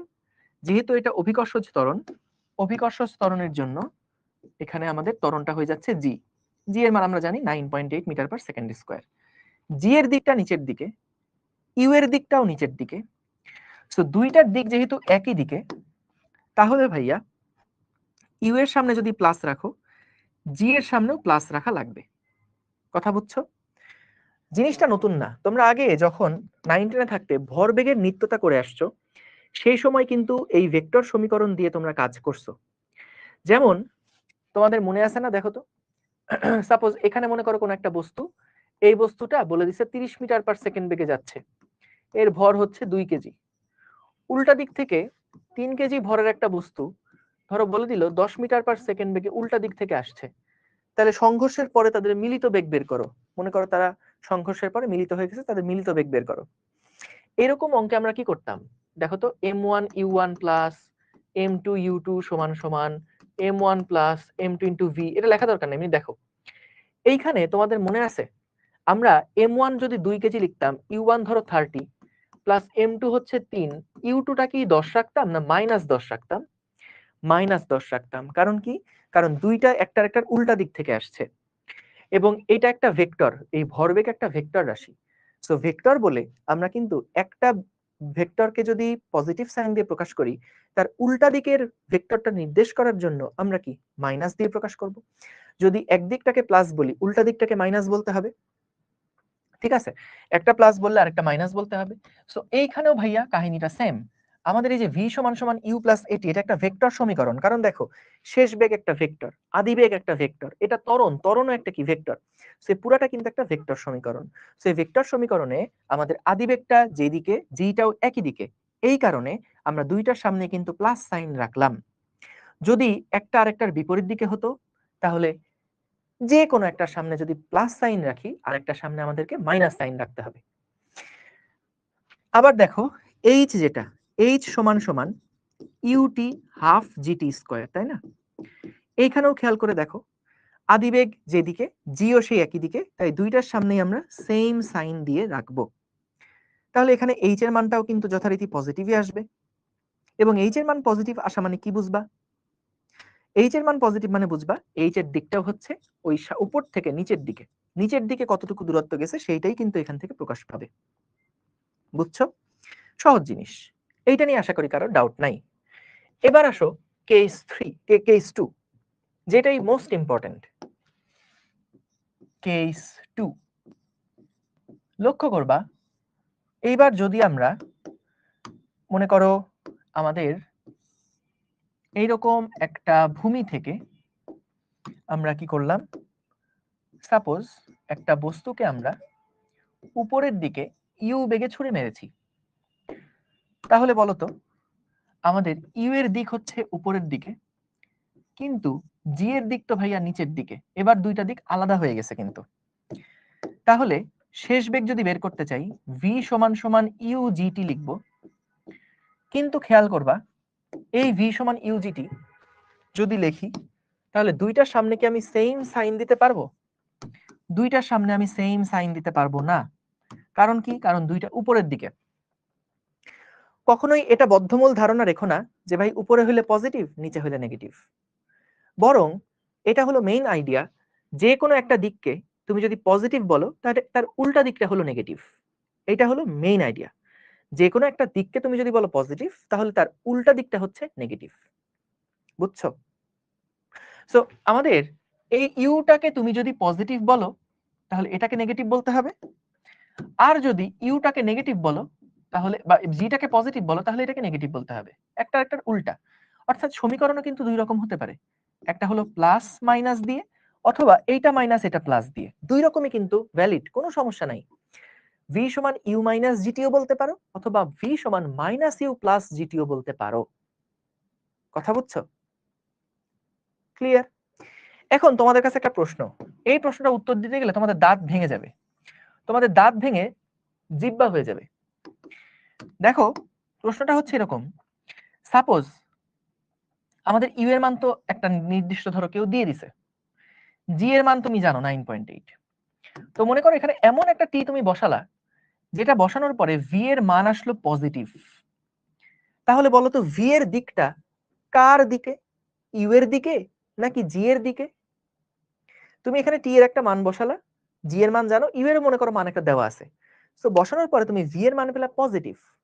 তাহলে পজিটিভ মানে এখানে বলো তো ভি এর দিকটা কার দিকে, ভি কি ইউ এর দিকে নাকি জি এর দিকে? সবাই সঠিক অ্যান্সার দিছো, 100% কারেক্ট অ্যান্সার।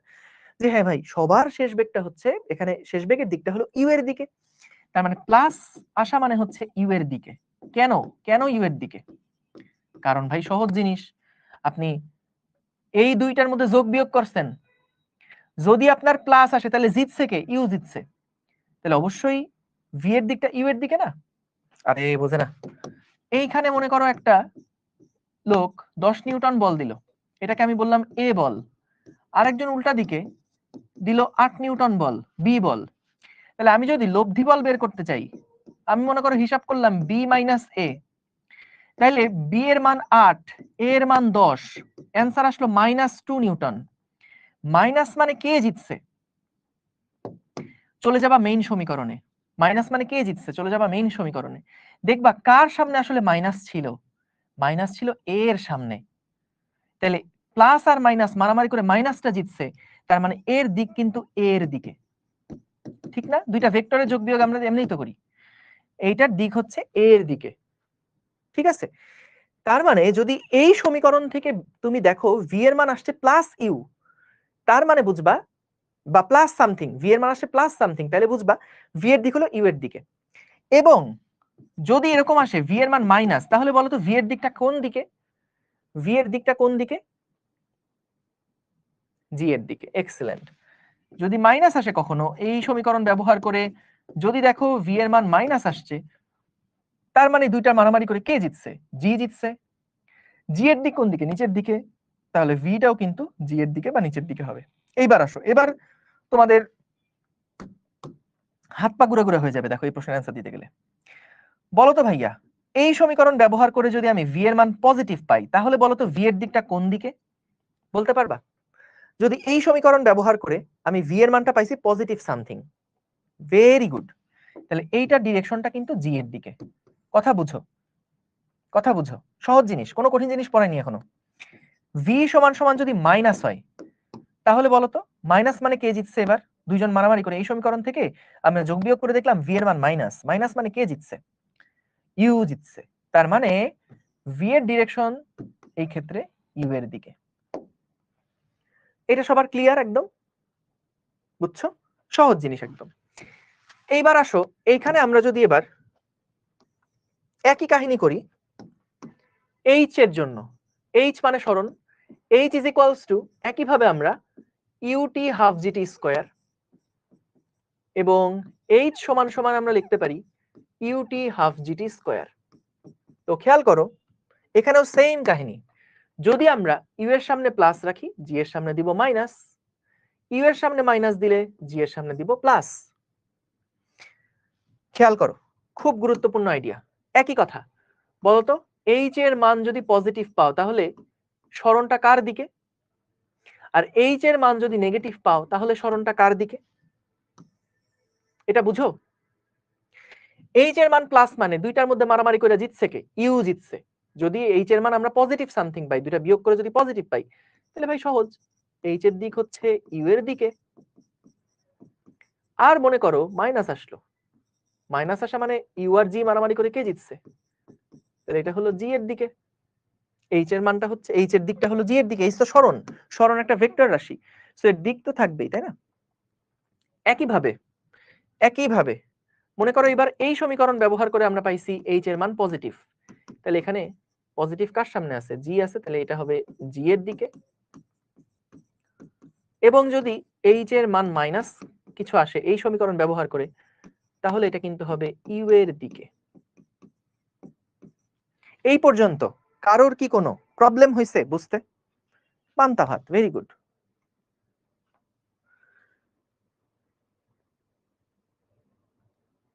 ভেরি গুড, তাহলে এই পর্যন্ত একেবারে পানির মতন সহজ, তাই না? সো মূল আইডিয়াটা হচ্ছে এই সমীকরণ দুইটা কিন্তু ভেক্টর সমীকরণ, এবং সেখানে আমরা যে কোনো একটাকে যদি পজিটিভ সাইন দেই, একদিকে যাওয়ার জন্য পজিটিভ সাইন দেই, তাহলে বিপরীত দিকে যাওয়ার জন্য আমরা নেগেটিভ সাইন দিব। তাহলে ওই পজিটিভ নেগেটিভটা মাথায় রেখে সমীকরণগুলো বসাবো। তাহলে ভি তো আমাদের আউটপুট, ভি ফাইনালি কত আসে সেটা আমরা বের করব। সো ভি এর মান যদি পজিটিভ পাই, দেখবো আগে কোন সমীকরণ ব্যবহার করছি। এই সমীকরণে পজিটিভ সাইন কার সামনে আছে? ইউ এর সামনে আছে, তাহলে ইউ জিতছে। তাহলে ভি এর দিক ইউ এর দিকে। আর যদি জি আসে তার মানে কে বড়, কে জি বড়। সো এখানে ভি এর দিকটা হচ্ছে জি এর দিকে। সো আশা করি এই পর্যন্ত সবাই ক্লিয়ার। এবার তোমাদের জন্য একটা ভয়ানক প্রশ্ন, এইবার একটা ভয়ানক প্রশ্ন। এই প্রশ্নটা দেখার পরে তোমরা আসলে হাউমাউ করে কাঁদবা। এই প্রশ্নটা দেখার পরে তোমরা হাউমাউ করে কেঁদে দিবা। সো মনে করো আমরা দেখলাম এইচ সমান সমান u t minus half g t square, এই ফর্মুলা আমরা ইউজ করছি, বুঝছো? এই ফর্মুলা ইউজ করার পরে আমরা দেখলাম, মনে করো ইউ এর মান দেওয়া আছে, হ্যাঁ, ইউ এর মান দেওয়া ধরো 50 মিটার পার সেকেন্ড দেওয়া আছে, টি এর যে কোনো একটা মান বসালাম, বসানোর পরে দেখলাম এইচ এর মান আসছে সাপোজ প্লাস 80 মিটার, সাপোজ আসছে প্লাস 80 মিটার। তোমার কাছে আমার যে প্রশ্ন, খুব ভয়ানক প্রশ্ন, একেবারে হাওয়া করে কান্নাকাটি শুরু করে দিব আমি sure. h is equals to ut minus half gt square, এই সমীকরণের মধ্যে আমরা ইউ এর একটা মান বসাইছি, যেটা ধরো গিভেন দেওয়া আছে, ইউ এর একটা মান বসাইছি, টি এর যে কোনো একটা ভ্যালু বসানোর পরে আমরা দেখলাম এইচ এর মান আসছে প্লাস 80 মিটার। এখন তোমাদের কাছে আমার প্রশ্ন হচ্ছে, বস্তু কোন দিকে যাচ্ছে? বস্তু কোন দিকে যাচ্ছে, উপরে যাচ্ছে না নিচে নামছে? বস্তু কোন দিকে যাচ্ছে, উপরে না নিচে? বস্তু কোন দিকে যাচ্ছে, উপরে যাচ্ছে নাকি নিচে নামছে? বস্তু কোন দিকে যাচ্ছে, কথাটা খেয়াল করো, বস্তু কোন দিকে যাচ্ছে? এইচ এর মান হলো প্লাস 80 মিটার, যে কোনো একটা নির্দিষ্ট মুহূর্তে দেখা গেল এইচ এর মান প্লাস 80 মিটার। তাহলে বস্তু কোন দিকে যাচ্ছে? সবাই এক বাক্যে অ্যান্সার দিচ্ছ উপরে। কিন্তু যতটুকু ইনফরমেশন আমি দিছি, এই ইনফরমেশন থেকে কখনোই বলা যাবে না বস্তু কি আসলে উপরে যাচ্ছে নাকি নিচে নামছে। উপরে যাওয়া বা নিচে নামা, এইটা কিন্তু একটা গতিশীল অবস্থা। উপরে যাচ্ছিল না নিচে নামছিল, এইটার উত্তর কখনোই এইচ দিতে পারে না। এইচ আমাদেরকে শুধুমাত্র বলবে বস্তুর অবস্থান কোথায়। এইচ আমাদেরকে উত্তর দেয় বস্তুর অবস্থান সম্পর্কে। কি বলছি ভালো করে শোনো, এটা 9 10-এ পড়ে আসছো, তারপরেও দেখবা কত ঘাপলা এখানে। এইচ আমাদেরকে জানায় বস্তু কোথায় আছে, বস্তুর অবস্থান কোথায়, কোন দিকে যাচ্ছে, এটা আমাদেরকে এইচ বলতে পারে না। এটার উত্তর দেয় ভি। ভি আমাদেরকে বলে বস্তু কোন দিকে যাচ্ছে, বা বস্তুর গতি সম্পর্কে আমাদেরকে ধারণা দেয়, বস্তুর বেগ কোন দিকে সেটা সম্পর্কে আমাদেরকে ধারণা দেয় যে কোন দিকে যাচ্ছে। এইচ আমাদেরকে শুধু বলে বস্তুর অবস্থানকে। এইবার তোমাদেরকে আমি একটা প্রশ্ন করব। প্রশ্নটা হচ্ছে, তোমরা বলবা, মনে করো এখান থেকে একটা বস্তুকে যে আমরা ছুঁড়ে মারছিলাম না, এখান থেকে যে একটা বস্তুকে আমরা ছুঁড়ে মারছিলাম, বস্তুটা কি হয়েছে, উপরে উঠছে। উপরে উঠার পরে সর্বোচ্চ উচ্চতার পরে বস্তুটা এই জায়গাতে আসছে, বুঝছো? সর্বোচ্চ উচ্চতায় উঠে বস্তুটা এই জায়গাতে আসছে। আমাকে বলো তো বস্তুর সরণ কোন দিকে? বস্তুর সরণ কোন দিকে? বস্তুকে উপরের দিকে ছুঁড়ে মারছি, ছুঁড়ে মারার পরে বস্তুটা সর্বোচ্চ উচ্চতায় উঠছে, যতক্ষণ উপরে উঠছে ততক্ষণ তো সরণ উপরের দিকে। যখন সর্বোচ্চ উচ্চতায় উঠার পরে বস্তু নিচের দিকে এবার নামতে শুরু করলো, তখন তার সরণ কোন দিকে? যখন বস্তু উপরের দিকে উঠতেছে তখন তো সরণ উপরে, অসুবিধা নেই, যত উপরে উঠতেছে সরণ উপরের দিকে, উপরের দিকে, উপরের দিকে। যখন নিচের দিকে নামছে তখন সরণ কোন দিকে? এইখানে অনেকেই দুইটা অ্যান্সার দিচ্ছ, একটা হলো ভাইয়া উপরে, আবার একদল বলতেছে ভাইয়া নিচের দিকে। খুব ভালো করে শুনে রাখো, খুব ভালো করে শুনে রাখো, এই সমস্ত কনসেপ্টে কোনো ঝামেলা হওয়া যাবেই না। তোমাকে যদি আমি প্রশ্ন করছি কি, বস্তু উপরে গিয়ে আবার নিচের দিকে ফেরত আসছে, এইরকম সময় সরণ কোন দিকে? তোমাকে যদি প্রশ্নটা উপর নিচ দিয়ে না করে, তোমাকে যদি প্রশ্নটা এরকম করতাম যে আচ্ছা বলো তো বস্তুটা, মনে করো একটা বস্তু সেটা ডান দিকে গিয়ে বাম দিকে ফেরত আসছে, বলো তো সরণ কোন দিকে? তুমি কি আমার কইতা যে ভাই সরণটা এই দিক বরাবর? সরণ কি এইটা হইতো? সরণ কোনটা, আদি থেকে শেষ? তো সরণ কিন্তু বলতে তখন এইটা। তাহলে কি জন্যে উপরে নিচে যখন আছে তখন বৈষম্য করতেছো কেন? তখনও তো সরণ কোন দিকে? তখনও সরণ তো আদি থেকে শেষ উপরের দিকেই ভাই। সো বস্তু যতক্ষণ তোমার মাথার উপরে আছে ততক্ষণ কিন্তু দেখো আদি থেকে শেষ তোমার সরণ কিন্তু উপরের দিকে, আদি থেকে শেষ তোমার সরণ উপরের দিকে, আদি থেকে শেষ তোমার সরণ উপরের দিকে। ইভেন যখন এটা নিচের দিকেও নামছে তখনও কিন্তু আদি থেকে শেষ সরণ উপরের দিকে, আদি থেকে শেষ সরণটা উপরের দিকে। যত নিচে নামছে সরণের মানটা ছোট হচ্ছে, সরণের মানটা ছোট হচ্ছে, আস্তে আস্তে শূন্য হয়ে গেল। এরপর যদি মাটির নিচে চলে যায় তাহলে সরণ নিচের দিকে। বুঝতে পারছো? তাহলে সরণটা কিন্তু উপরের দিকে কতক্ষণ? বস্তুটাকে তুমি যখন উপরের দিকে ছুঁড়ে মারলা তখন কিন্তু বস্তুর সরণ উপরের দিকে, সরণ উপরে উপরে উপরে উপরে উপরে উপরে উপরে নিচের দিকে নামছে, তারপরেও সরণ উপরে উপরে উপরে উপরে উপরে উপরে উপরে উপরে সরণ শূন্য। এবার যখন নিচে নামলো তখন সরণটা নিচের দিকে, নেগেটিভ। এইটুকু আইডিয়া কি ক্লিয়ার হয়েছে কিনা একটু বলো, এইটুকু আইডিয়া কি ক্লিয়ার হয়েছে কিনা বলো।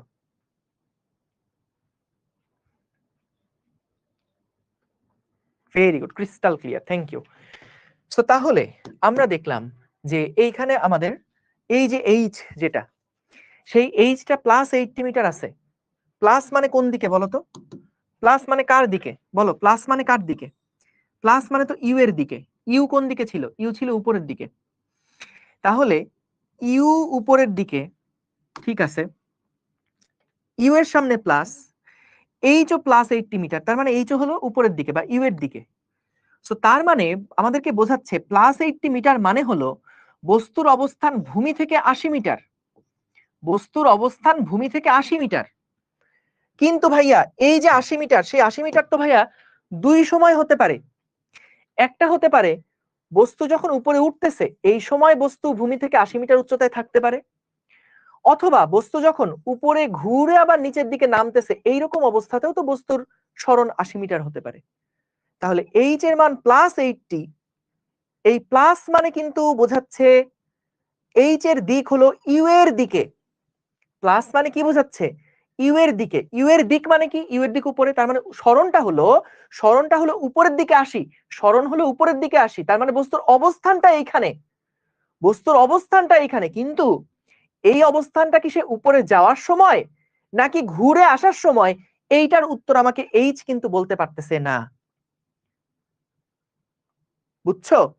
সো আমাদের এইচ যেটা, সেটা শুধুমাত্র বস্তুর অবস্থানটাকে নির্দেশ করে। এইচ এর মান প্লাস 80 মানে হচ্ছে যে বস্তুটার অবস্থান, প্লাস মানে ইউ এর দিকে, ইউ এর দিকে বস্তুর অবস্থান 80। কিন্তু এইখানে তার অবস্থান, কিন্তু সে এখান থেকে কি আসলে তখন উপরে যাচ্ছিল না নিচে নামছিল, সেইটা এইটুকু ইনফরমেশন থেকে আমরা বলতে পারবো না। বলো, এটা ক্লিয়ার হয়েছে? বলো। Thank you, very good, very good. তাহলে এইবার আসো তোমাদের জন্য আরেকটা জিনিস, আরেকটা জিনিস বলো তো ভাইয়া। সাপোজ আমি বললাম ভি সমান সমান ইউ মাইনাস জিটি, তাহলে বলো তো ভি এর মান যদি প্লাস সামথিং আসে, ধরো প্লাস 10 মিটার পার সেকেন্ড আসলো, এর মানে কি, এর সামনে প্লাস আছে, ইউ এর দিক উপরে, তার মানে ভিটা হচ্ছে উপরে 10 মিটার পার সেকেন্ড, তাই না, বা ইউ এর দিকে 10 মিটার পার সেকেন্ড, শেষ বেগটা হচ্ছে ইউ এর দিকে 10 মিটার পার সেকেন্ড। আর যদি ভি এর মান কখনো আসে -10, এই সমীকরণ ব্যবহার করে -10 আসে, তার মানে কি বুঝবা, ভি এর মানটা হচ্ছে জি এর দিকে। সো জি এর দিকে 10 মিটার পার সেকেন্ড হচ্ছে আমাদের বস্তুটার বেগ। ঠিক আছে? অর্থাৎ ভি কিন্তু আমাদেরকে কোন দিকে যাচ্ছে, ওই নির্দিষ্ট টি সময় পরে কোন দিকে যাচ্ছে, ইউ এর দিকে যাচ্ছিল না ভি এর দিকে যাচ্ছিল, সে সম্পর্কে ভি আমাদেরকে কমপ্লিট একটা আইডিয়া দেয়। ডান। এইবার আসো তোমাদের জন্য সবচেয়ে মজার জিনিসটা। মনে করো আমরা একটা বস্তুকে উপরের দিকে 50 মিটার পার সেকেন্ড বেগে ছুঁড়ে মারলাম। কি করছি? মনে করো আমরা একটা বস্তুকে উপরের দিকে 50 মিটার পার সেকেন্ড বেগে ছুঁড়ে মারলাম। তাহলে বিভিন্ন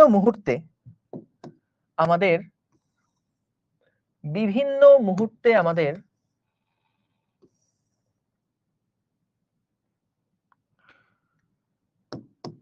সরণগুলো কত হবে এবং বেগগুলো কত হবে সেটা আমরা বের করতে চাই। কথাটা ভালো মতো বুঝো। এখানে 13টা সারি দাও, 13টা সারি দাও, 13টা সারি দাও।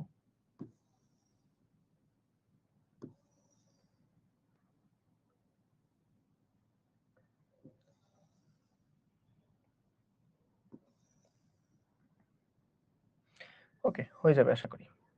ঠিক আছে, তো আমরা এবার কি করব দেখো, কোন একটা বস্তুকে আমরা উপরের দিকে 50 মিটার পার সেকেন্ড বেগে ছুড়ে মারবো। এই বলটাকে আমরা উপরের দিকে মনে করো 50 মিটার পার সেকেন্ড বেগে ছুড়ে মারবো, বুঝছো? তাহলে এবং আমাদের হিসাবের সুবিধার জন্য আমরা জি এর মান 10 ধরে নিচ্ছি। কেমন? 9.8 তো প্রায় 10 এর সমান, মুখে মুখে যেন ক্যালকুলেশন করে দেখা যায়, এই জন্য আমরা জি এর মান 10 ধরে নিচ্ছি। তো আমরা কি করব দেখো, বিভিন্ন সময়ের জন্য আমরা সরণ কত হয় দেখব এবং শেষ বেগ কত হয় দেখব। আচ্ছা, কিভাবে দেখব? প্রথমে আসো সরণ কিভাবে আমরা হিসাব করব। আচ্ছা, বেগটা আগে হিসাব করে ফেলি।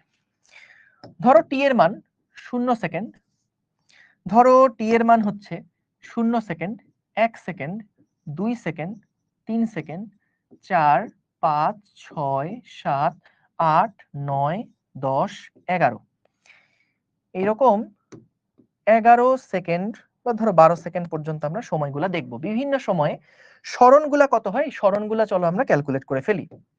বিভিন্ন সময়ে সরণগুলা কত হয় ক্যালকুলেট করে ফেলি। কিভাবে ক্যালকুলেট করবা? যেমন দেখো, h সমান সমান u t minus half g t square, কারণ বস্তু উপরের দিকে যাচ্ছে বলে একটা প্লাস একটা মাইনাস হবে। ঠিক আছে ভাইয়া, দেখো ইউ যেটা সেটা হচ্ছে 50 into t minus half into 10 into T square. তো এখানে তুমি টি এর বিভিন্ন মান বসাবা এবং বিভিন্ন মান বসালে এইচ এর মানগুলো কত হয় সেগুলো তুমি ওই পাশের নোটে লিখবা। চলো আমরা লিখে ফেলি। সো আপাতত আমার প্রতি বিশ্বাস রেখে তোমরা ভ্যালুগুলো বসাই ফেলতে পারো যে টি এর মান যখন 0 তখন এইচ এর মান হবে 0, টি এর মান যখন 1 তখন এইচ এর মান হয় 45 মিটার প্লাস 45, টি এর মান যখন 2 সেকেন্ড করে বসাবা তখন দেখবে এখানে আসে 50 দুগুণে 100 আর এখানে হচ্ছে 20, তাহলে 80। তারপর টি এর মান যখন 3 বসাবা তখন দেখবা এখানে আসতেছে 105, 4 সেকেন্ডে দেখবা আসে 120, 5 সেকেন্ডে আসে দেখবা 125। 5 বসাও, টি এর মান 5 বসাও, বসালে দেখবা এইচ এর মান আসছে 125। এইবার একটা দারুণ কাহিনী ঘটে। মনে রেখো এইচ কিন্তু সরণ। সো এই সমীকরণে আমরা যখন এইচ এর মান এবার 6 সেকেন্ড বসাবো, 6 সেকেন্ড বসাবো তখন দেখবা এইচ এর মান আসতেছে 120, 7 সেকেন্ড বসালে আসবে 105, 8 সেকেন্ড বসালে আসবে 80, তারপরে আসবে 45, তারপরে আসবে 0, এরপরে আসবে মাইনাস 155, তারপরে কত আমি শিওর না, এটা একটু চেক করে দেখতে হবে, এটা মনে হয় মাইনাস 120 মতনই আসে, এটা মনে হয় মাইনাস 120 মতন আসে। 50 ইন্টু 12 মাইনাস 5 ইন্টু 12 স্কোয়ার, হ্যাঁ মাইনাস 120 আসে। তো আমরা কি করলাম দেখো, বিভিন্ন সময়ে আমাদের সরণগুলা কত, আমাদের বিভিন্ন সময়ে সরণগুলা কত সেই সরণগুলো আমরা লিখে ফেললাম। এবং একটা মজার জিনিস খেয়াল করছো, শুধুমাত্র যে তোমার সরণের কনসেপ্ট এরকম লিখে লিখে করছি তা না, এই সমীকরণটাতে এইচটাও কিন্তু আসলে এক্স্যাক্টলি সরণটাকেই নির্দেশ করে। কারণ দেখো আমাদের পুরো সিচুয়েশনটা কি ছিল, বস্তু উপরে যাবে আবার নিচে নামবে। সো যখন বস্তু উপরে যাচ্ছে একটু গতিটা খেয়াল করো, বিভিন্ন সময়ে তার সরণটাকে আমি ডান দিক বরাবর, এদিক বরাবর মনে করো টি। সো বিভিন্ন সময় আমি সরণটাকে প্রকাশ করব, হ্যাঁ। সো টি সমান যখন 0 ছিল তখন আমাদের সরণ ছিল 0, টি এর মান যখন 1 সেকেন্ড তখন সরণ হয়েছে ধরো 45, বস্তুটা এই জায়গায় ছিল। টি এর মান যখন 2 সেকেন্ড তখন এটা 80 ছিল, এই জায়গাতে ছিল বস্তুটা, মানে উপর থেকে নিচ থেকে 80 মিটার উচ্চতায় ছিল। টি এর মান যখন 3 সেকেন্ড তখন বস্তুটা ছিল হচ্ছে এইরকম একটা জায়গায়, এইরকম একটা জায়গায় যেটা হলো 105 মিটার। তারপর টি এর মান যখন 4 সেকেন্ড তখন এটা গেছে 120-এ, টি এর মান যখন 5 সেকেন্ড তখন এটা আসছে 125-এ, এই যে।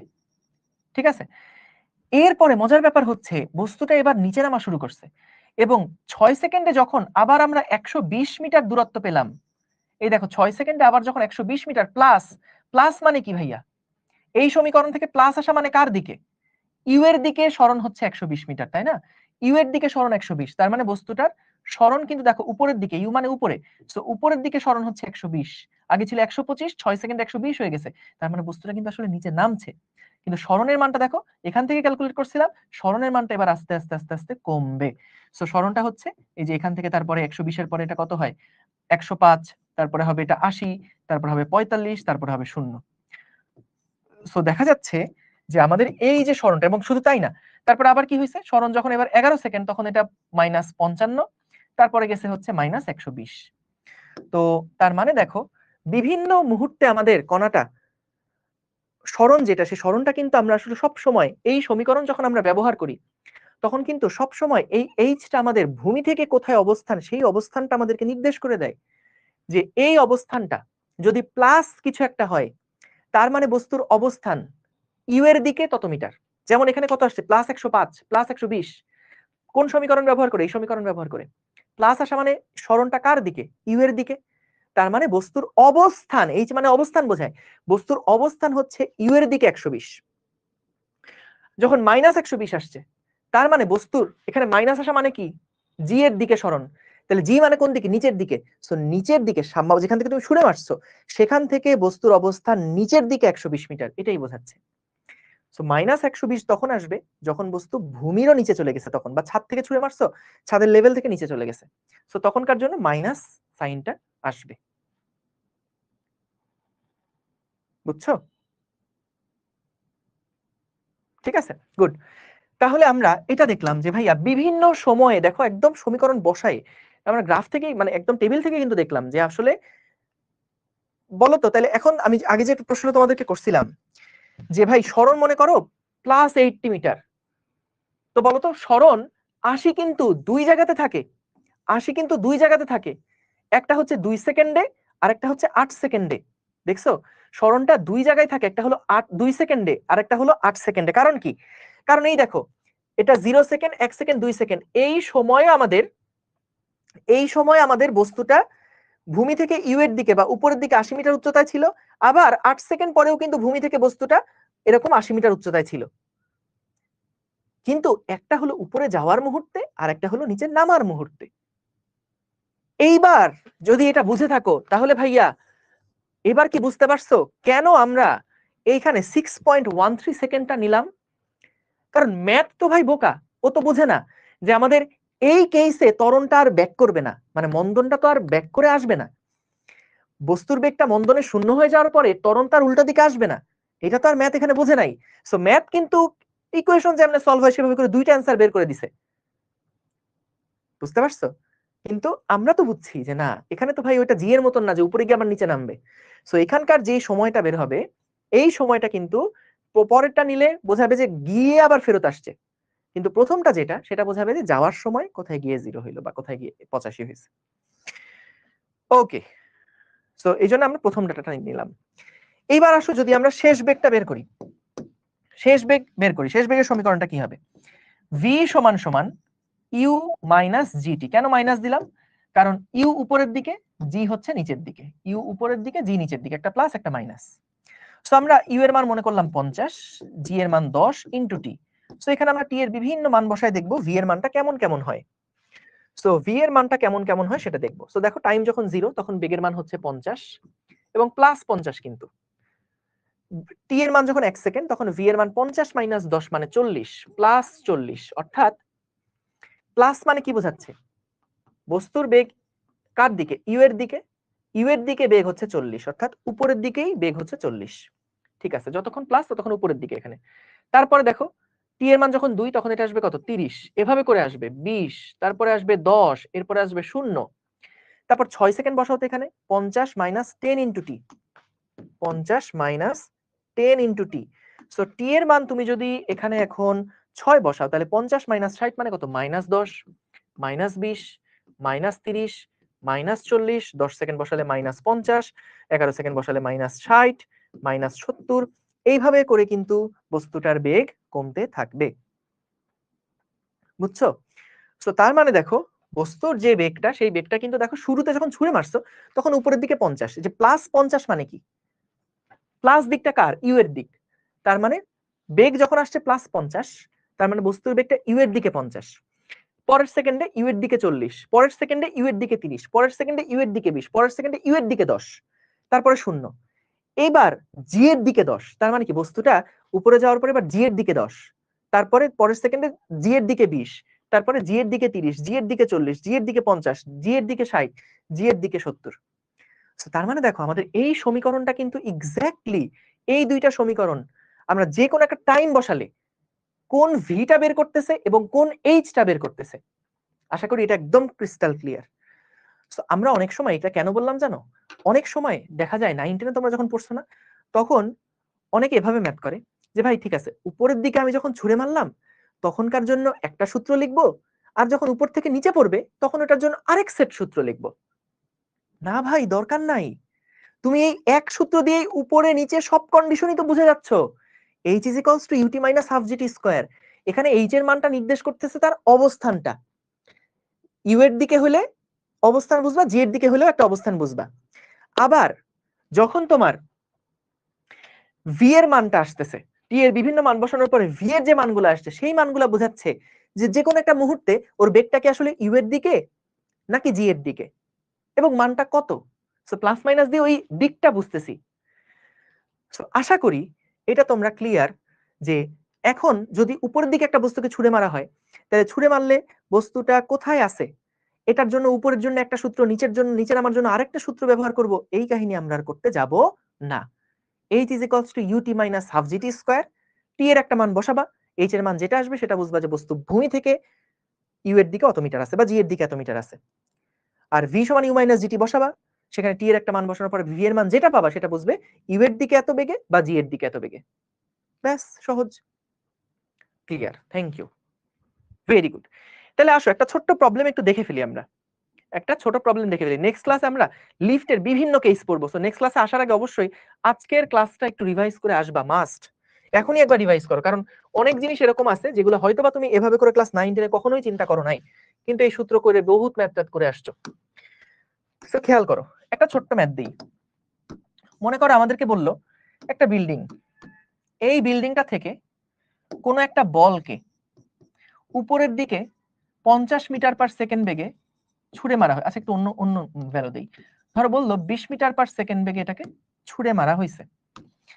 বিল্ডিং এর হাইট আমাদেরকে বলে দিছে 500 মিটার।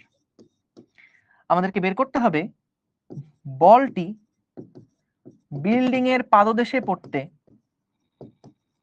বলটি বিল্ডিং এর নিচে নামতে কত সময় নিবে। বলটি বিল্ডিং এর নিচে নামতে কত সময় নিবে।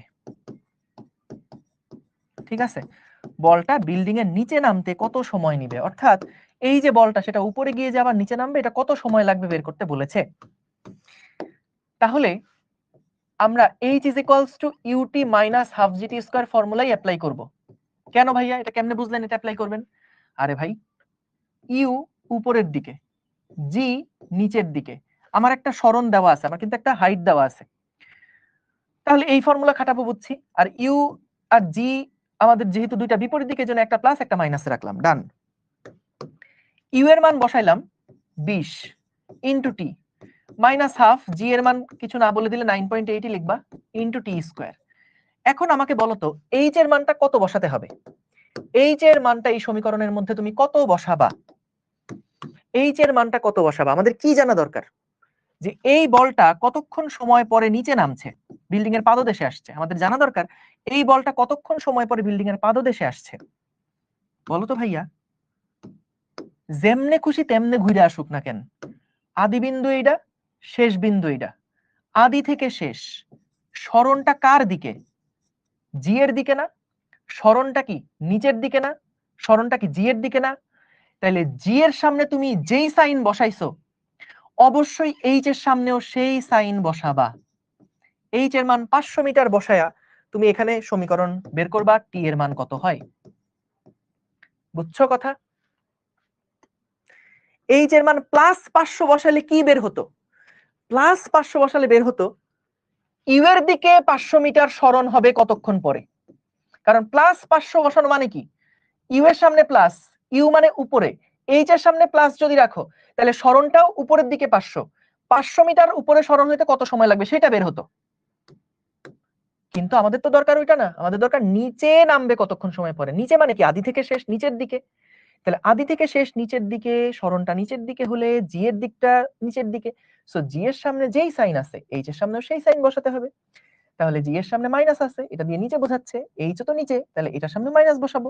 এখান থেকে আমরা টি এর হিসাবটা করে বের করে ফেলবো। কথা কি clear?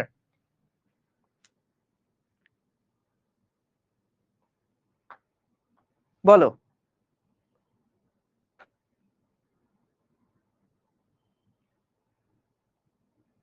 Crystal clear. Very good. জি ভাইয়া, ক্লিয়ার, ভেরি গুড। সো তাহলে আশা করি বুঝতে পারছো যে আমাদের এখানে এটা শোনো, আমি যেটা বললাম এইটা কিন্তু একদম করা পিওর বেসিক, একেবারে পুরা পিওর বেসিক। এখন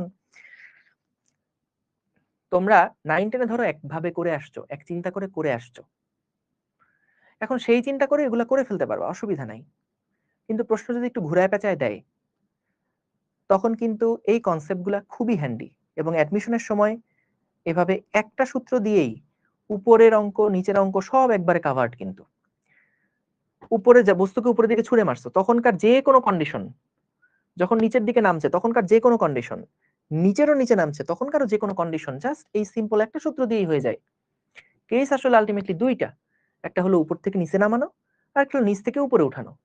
সো নিচ থেকে উপরে উঠানো অনেক সময় দেখা যায় নিচ থেকে উপরে উঠানোর একটা কেস, আবার উপর থেকে মাঝে আসার একটা কেস, আবার নিচেরও নিচে নামার একটা কেস। এত কেস দরকার নেই, কেস দুইটা, একটা হলো ইউআরজি একই দিকে যেটা নিচের দিকে, আর আরেকটা হলো ইউআরজি একটার বিপরীত দিকে। বুঝছো? এই হলো কাহিনী। সো তাহলে আমরা এখান থেকে হিসাব করে যে টাইমটা পাবো সেই টাইমটা কিন্তু বোঝাবে যে বস্তুটার এই নেগেটিভ পার্শ্ব অর্জন করতে কত সময় লাগে। যেমন আমি যদি ভাইয়া এই ম্যাথের মধ্যে এইচ এর মান -120 বসাতাম, বলতো এইচ এর মান যদি আমি -120 বসাতাম তাহলে বলতো আমার সময়টা কত আসতো? 12 সেকেন্ড আসতো না? অনেকে বলতেছে ভাই উপরে ছুড়ে মারলে তো টাইম আরো বেশি লাগবে, হ্যান লাগবে তেন লাগবে। ভাই সবকিছু হিসাব করেই তো আমার এই সূত্রটা। সো যখন তুমি এইচ এর মান এখানে -120 বসাবা তার মানে বস্তুর অবস্থানটা কোথায়?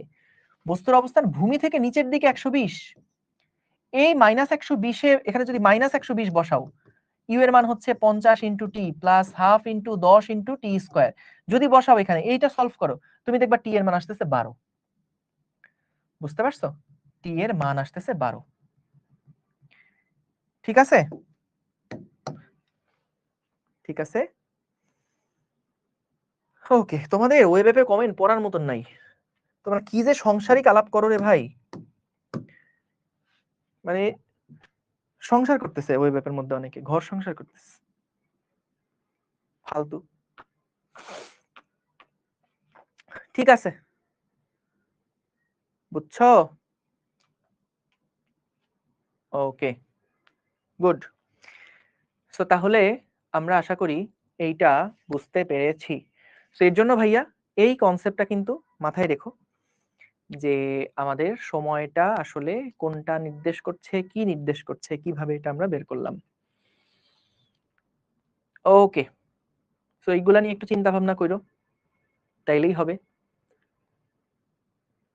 ঠিক আছে, এবং এই কনসেপ্ট কিন্তু আমাদের প্রাসের গিয়েও লাগবে, এই আইডিয়াটা প্রাসে গিয়েও কিন্তু লাগবে। ঠিক আছে ভাইয়া, আজকে তো আমরা এখানে শেষ করি।